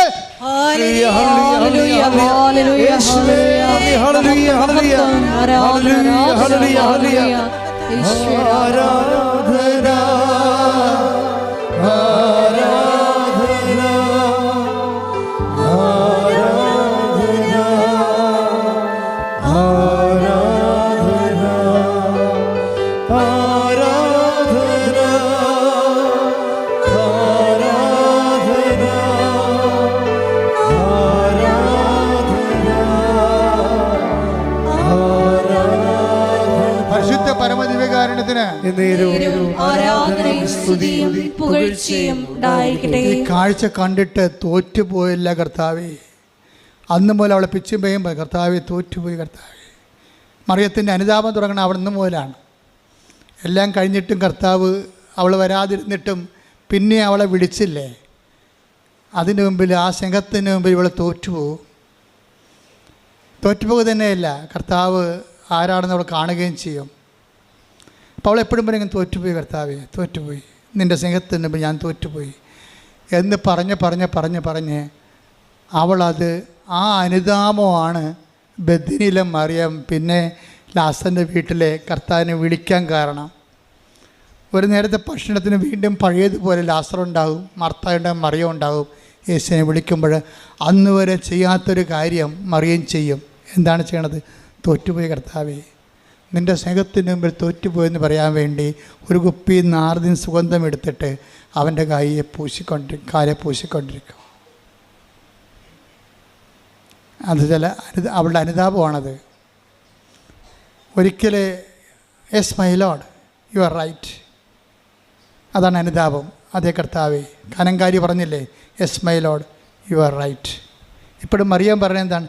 Yes my lord, you are right. ക്രിസ്തു എപ്പോഴും സത്യമായിട്ട് നിൽക്കും. ഏത് തകർച്ചകളിലൂടെ നീ കടന്നു പോയാലും നിന്നെ വീണ്ടെടുക്കാൻ, അവസാനത്തെ വാതിൽ തുറക്കാൻ വേണ്ടി ക്രിസ്തു വരും. അപ്പോഴും നീ ഇടയ്ക്ക് കർത്താവിനെ തള്ളിപ്പറയരുത്. കാര്യം അനുതാപം എന്ന് പറയണത് നിരന്തരമായ ക്രിസ്തുവിനെ എല്ലാ സാഹചര്യങ്ങളിലും അംഗീകരിച്ചുകൊണ്ട് ക്രിസ്തുവിൻ്റെ കൂടെ നിത്യതയിലേക്കുള്ള യാത്രയാണ്. ഇത് കണ്ടപ്പോൾ വാട്ട് വേസ്റ്റ് അയാൾ കിടന്ന് കാറി. ആരെയാണ്? യൂദാസ്. എന്താ വാട്ട് വേസ്റ്റ്? എന്ത് ഇത്? 300 ദിനാറയില്ലേ, ഒരു വർഷത്തെ മുഴുവൻ കൂലിയാണ്. ഇത് പാവസങ്ങൾക്ക് വീട് വെച്ച് കൊടുക്കാൻ പാടില്ല ഞാൻ ചോദിക്കും. അങ്ങനെ ചോദിക്കണവരില്ലേ? ബൈബിൾ പഠിക്കുന്നവർ ധ്യാനകേന്ദ്രങ്ങൾക്ക് പകരം വീട് വെച്ച് കൊടുക്കാൻ പറയുന്ന ആൾക്കാരില്ലേ? എല്ലാ കാലത്തും ഉണ്ടാവും. പെണ്ണുങ്ങളെ കെട്ടിക്കാൻ പാടില്ല എന്ന് പറഞ്ഞിരിക്കുന്ന ആൾക്കാരുണ്ടാവും. യുവദാസന്മാർ എല്ലാ കാലത്തും ഉണ്ടാവും. പക്ഷേ അതിന് പകരം നമുക്ക് വീട് വെച്ച് കൊടുക്കാം, മക്കളെ കെട്ടിച്ച് കൊടുക്കാം, പക്ഷേ അത് സുവിശേഷത്തിന് പകരമാകത്തില്ല. അപ്പോൾ അത് സുവിശേഷത്തിന് പകരമാകാത്ത കാരണം യൂദാസിനോട് ഈശോ അഡ്രസ്സ് ചെയ്യും. അവനോട് അഡ്രസ്സ് ചെയ്യേണ്ട ഒരു കാര്യമില്ല, ഞാനാണ് അഡ്രസ്സ് ചെയ്യത്തില്ല, അവനോട് മിണ്ടാതിരിക്കുകയുള്ളൂ. നമുക്ക് എന്തിനാണ് ഈ പറഞ്ഞോട് സംസാരിക്കേണ്ട ആവശ്യം? Why you should waste my time. പക്ഷേ എല്ലാവർക്കും വേണ്ടി കർത്താവ് അവനോട് സംസാരിക്കും. എന്താ പറഞ്ഞത്? ജൂഡാസ്, എൻ്റെ നീ അത്ര നെഞ്ചുവേദന എടുക്കേണ്ട കാര്യമൊന്നുമില്ല കരുതി. നീ വലിയ റാഷണാലിറ്റി കളിച്ചിട്ടും നാട്ടുകാരുടെ മുമ്പിൽ വലിയ സാമൂഹ്യ പരിഷ്കർത്താവേണ്ട കാര്യമൊന്നുമില്ല. എൻ്റെ ശവസംസ്കാരത്തിന് വേണ്ടി ഇത് ചെയ്തതെന്ന് നീ കരുതി വെച്ചാൽ മതി. വണ്ടി വിട്ടേക്കാൻ പറയും. എൻ്റെ ശവസംസ്കാരത്തിന് വേണ്ടി. പക്ഷേ നീ ഒരു കാര്യം മനസ്സിലാക്കണം. എന്താ കാര്യം? നീ അതിനെ മനസ്സിലാക്കേണ്ട കാലങ്ങളാണ് നിനക്ക് വരാൻ പോണത്. എൻ്റെ സുവിശേഷം എവിടെയെങ്കിലും പറയും കേട്ടോ, the word of God. Mathai 26:13 സത്യമായി ഞാൻ നിങ്ങളോട് പറയുന്നു, സത്യമായി ഞാൻ നിങ്ങളോട് പറയുന്നു, ലോകത്തിൽ എവിടെയെല്ലാം ഈ സുവിശേഷം പ്രസംഗിക്കപ്പെടുമോ അവിടെയെല്ലാം ഇവൾ ചെയ്ത കാര്യവും ഇവളുടെ സ്മരണയ്ക്കായി പ്രസ്താവിക്കപ്പെടും. അപ്പൊ ഇത് നാർദിൻ സുഗന്ധതൈലം കെട്ട് വിറ്റ് പെണ്ണ് കെട്ടിക്കണതും, പെണ്ണുങ്ങളെ കെട്ടിക്കണ, മക്കളെ കെട്ടിക്കണതും, ജോലി വാങ്ങിച്ചു കൊടുക്കണതും, വീട് വെച്ച് കൊടുക്കണതും ഒക്കെ അല്ല പ്രശ്നം. അത് സെക്കൻഡറി ആയിട്ട് ഇതിൻ്റെ ഫലങ്ങളായിട്ട് വരണതാണ്. ആദ്യം വേണ്ടത് എന്താണ്? സുവിശേഷം പ്രചരിക്കപ്പെടണം. ഏറ്റവും വലിയ കാരുണ്യം എന്ന് പറഞ്ഞാൽ, കാരുണ്യപ്രവൃത്തി എന്ന് പറഞ്ഞാൽ എന്താണെന്നറിയാവോ? സുവിശേഷം കൈമാറ്റം ചെയ്യപ്പെടുന്ന ഏറ്റവും വലിയ കാരുണ്യപ്രവൃത്തി. കരുണയുടെ വർഷത്തിൽ കർത്താവ് എനിക്ക് തന്ന വെളിപാട് ഞാൻ അന്നത്തെ സുവിശേഷത്തിൽ പറഞ്ഞിട്ടുണ്ട്. കാരുണ്യപ്രവൃത്തി എന്ന് പറയണത് കർത്താവിനെ അറിയാത്തവരെ അറിയിക്കുന്നതും അറിഞ്ഞവരെ ആഴപ്പെടുന്നതുമാണ്. അതുകൊണ്ട് ഈ സുവിശേഷം ലോകം മുഴുവൻ പ്രഘോഷിക്കപ്പെടുമ്പോൾ നിൻ്റെ പേര് പറയും, വേറെ രീതിയിലാണ് പറയണത്, പക്ഷേ ഇവളുടെ പേര് പറയും. അത് പ്രഘോഷിക്കപ്പെടുന്നതിൻ്റെ ഭാഗമായിരിക്കും. സുവിശേഷ പ്രഘോഷത്തിൻ്റെ ഭാഗമായിട്ടായിരിക്കും ഇവളുടെ അനുതാപം ഇനി പ്രഘോഷിക്കപ്പെടാൻ പോകുന്നതെന്ന് പറയും. അവൾക്ക് ചെയ്യാൻ കഴിയണ അവൾ ചെയ്തു, അവൾക്ക് ചെയ്യാൻ കഴിയണ അവൾ ചെയ്തു. അവളുടെ ചെയ്തതിനെ, അവളുടെ അനുതാപത്തെ ദൈവം അംഗീകരിക്കും. എന്താ കാര്യം? ലാസർ ഉയർത്തപ്പോൾ നീ ലോകത്തിലേക്ക് വരായിരുന്ന മിശിഹായാണ്, നീ ദൈവത്തെ മനുഷ്യൻ മരിച്ചാലും ഉയർത്തെഴുന്നേൽപ്പിക്കുന്ന ദൈവമാണെന്ന് അവൾ നേരിട്ട് കണ്ടപ്പോൾ അവനിൽ വിശ്വസിക്കുന്നവന് നിത്യജീവനുണ്ടെന്ന് മാർത്തായെപ്പോലെ അവൾ ഏറ്റുപറഞ്ഞതാണ്. കർത്താവിൻ്റെ കാലത്ത് പാദങ്ങൾ പൂശിയ അനുതാപത്തിൻ്റെ സുഗന്ധ തൈലമെന്ന് പറയുന്നത് നിത്യതയ്ക്ക് വേണ്ടിയുള്ള അച്ചാരമാണ്. കൈയ്യടിക്കട്ടെ, സ്തുതിക്കട്ടെ, ഹല്ലേലൂയ.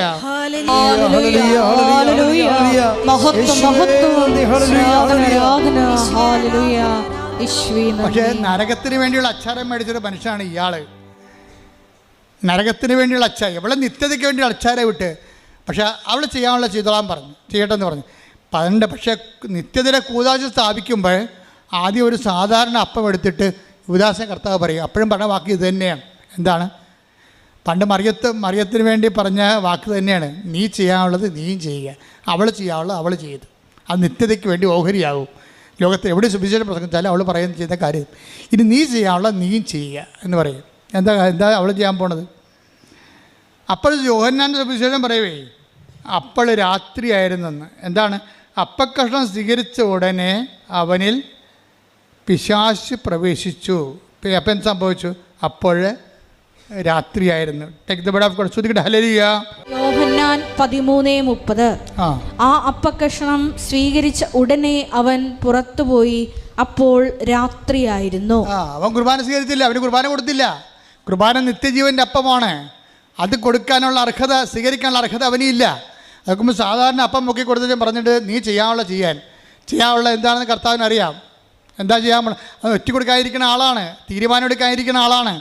തെറ്റായ തീരുമാനം, തെറ്റായ ജീവിതം, ഞാൻ എന്ത് ഉടമ്പടി എടുത്താലും ഇങ്ങനെ തന്നെ പോകും. അപ്പം തന്നെ നീ യൂദാസായില്ലേ? ദൈവത്തിനെ വഞ്ചിക്കാൻ വേണ്ടി വന്ന് കുത്തിയിരിക്കണ പോലെ ആയില്ലേ? ഞാൻ എന്ത് ഉടമ്പടി എടുത്താലും ഇങ്ങനെ തന്നെ പോകത്തുള്ളൂ.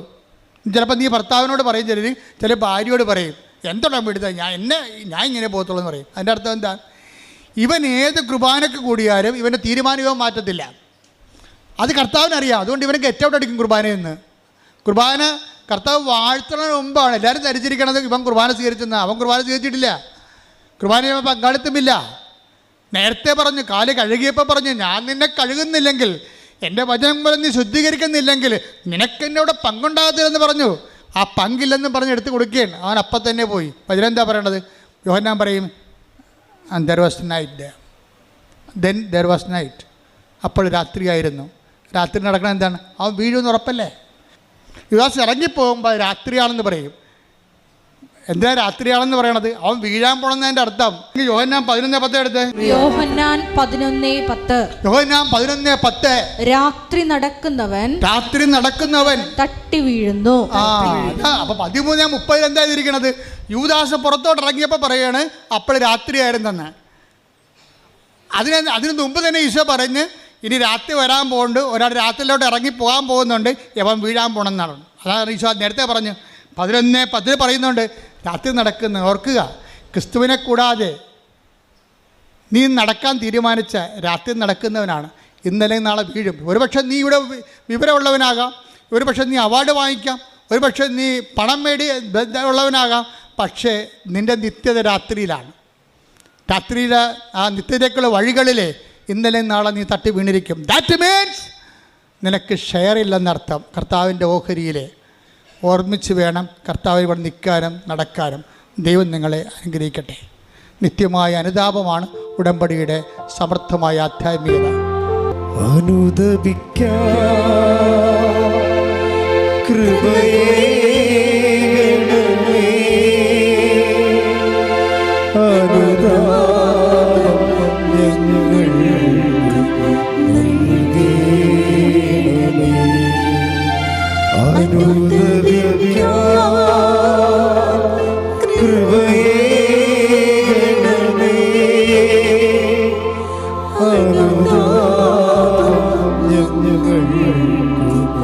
ഞങ്ങൾ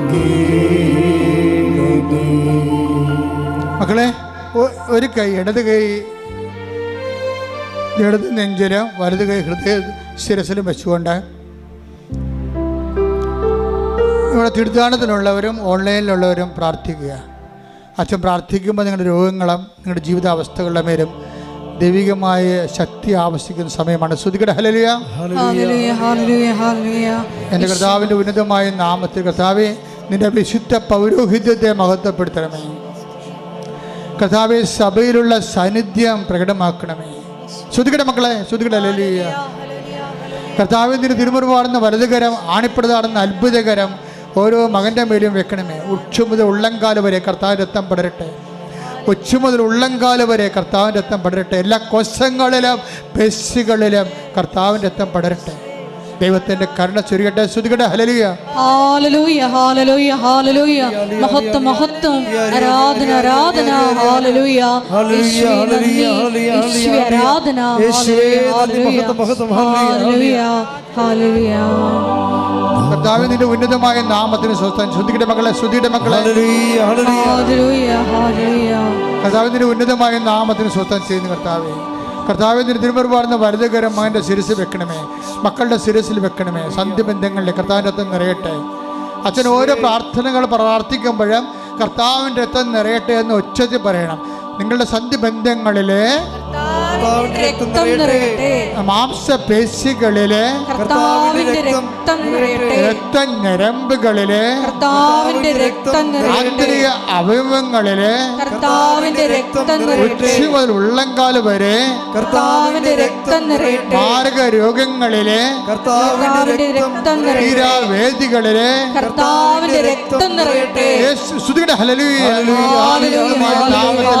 സഭയുടെ അധികാരത്തിൽ കുരിശിന്റെ അടയാളത്തിലെ ദൈവത്തിന് സത്യ സൗഖ്യം പ്രാപിക്കട്ടെ.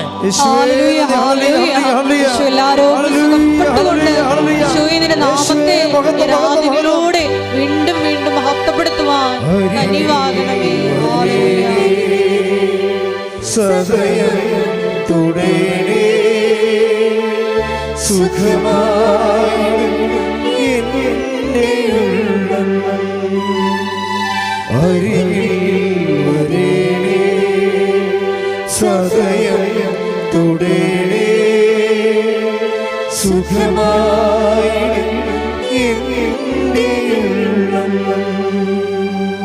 എൻ്റെ മക്കളെ, ജോലിയില്ലാത്തവർ, വീടില്ലാത്തവർ, വഴിയില്ലാത്തവർ, ജപ്തി നടപടി നേരിടുന്നവർ, മക്കളില്ലാത്തവർ, വിവാഹം ഒത്തുവരാത്തവർ, സാമ്പത്തികമായ വിഷമതകൾ അനുഭവിക്കുന്നവർ, മാനസിക രോഗങ്ങൾ അനുഭവിക്കുന്നവർ, അതുപോലെ തന്നെ വിവാഹം ഒത്തുവരാത്തവർ, ഡൈവേഴ്സിന് വേണ്ടി കേസ് കൊടുത്തിരിക്കുന്നവർ, വീണ്ടും ഒരുമിച്ച് താമസിക്കണമെന്ന് ആഗ്രഹിക്കുന്നവർ, വിസയ്ക്ക് പണം കൊടുത്തവർ, പോകാൻ പറ്റാത്തവർ, തിരിച്ചു വരാൻ പറ്റാത്തവർ, ജയിലിലാകപ്പെട്ടവർ, അങ്ങനെ എല്ലാ മേഖലയുള്ളവർ അത് വിടുതലിന് വേണ്ടി ശ്രദ്ധിക്കട്ടെ. ശ്രദ്ധിക്കട്ടെ. ഹല്ലേലൂയ, ഹല്ലേലൂയ, ഹല്ലേലൂയ, ഹല്ലേലൂയ. മഹത്വം, മഹത്വം, ആരാധന, ആരാധന. ഹല്ലേലൂയ. യേശുവേ നന്ദി, യേശുവേ ആരാധന. ഹല്ലേലൂയ. എല്ലാവരും മുട്ടേ നിൽക്കുക. മൗനമായി പ്രാർത്ഥിക്കേണ്ട സമയമാണ്. വ്യക്തിപരമായ ആവശ്യങ്ങൾക്ക് വേണ്ടി മൗനമായി പ്രാർത്ഥിക്കട്ടെ.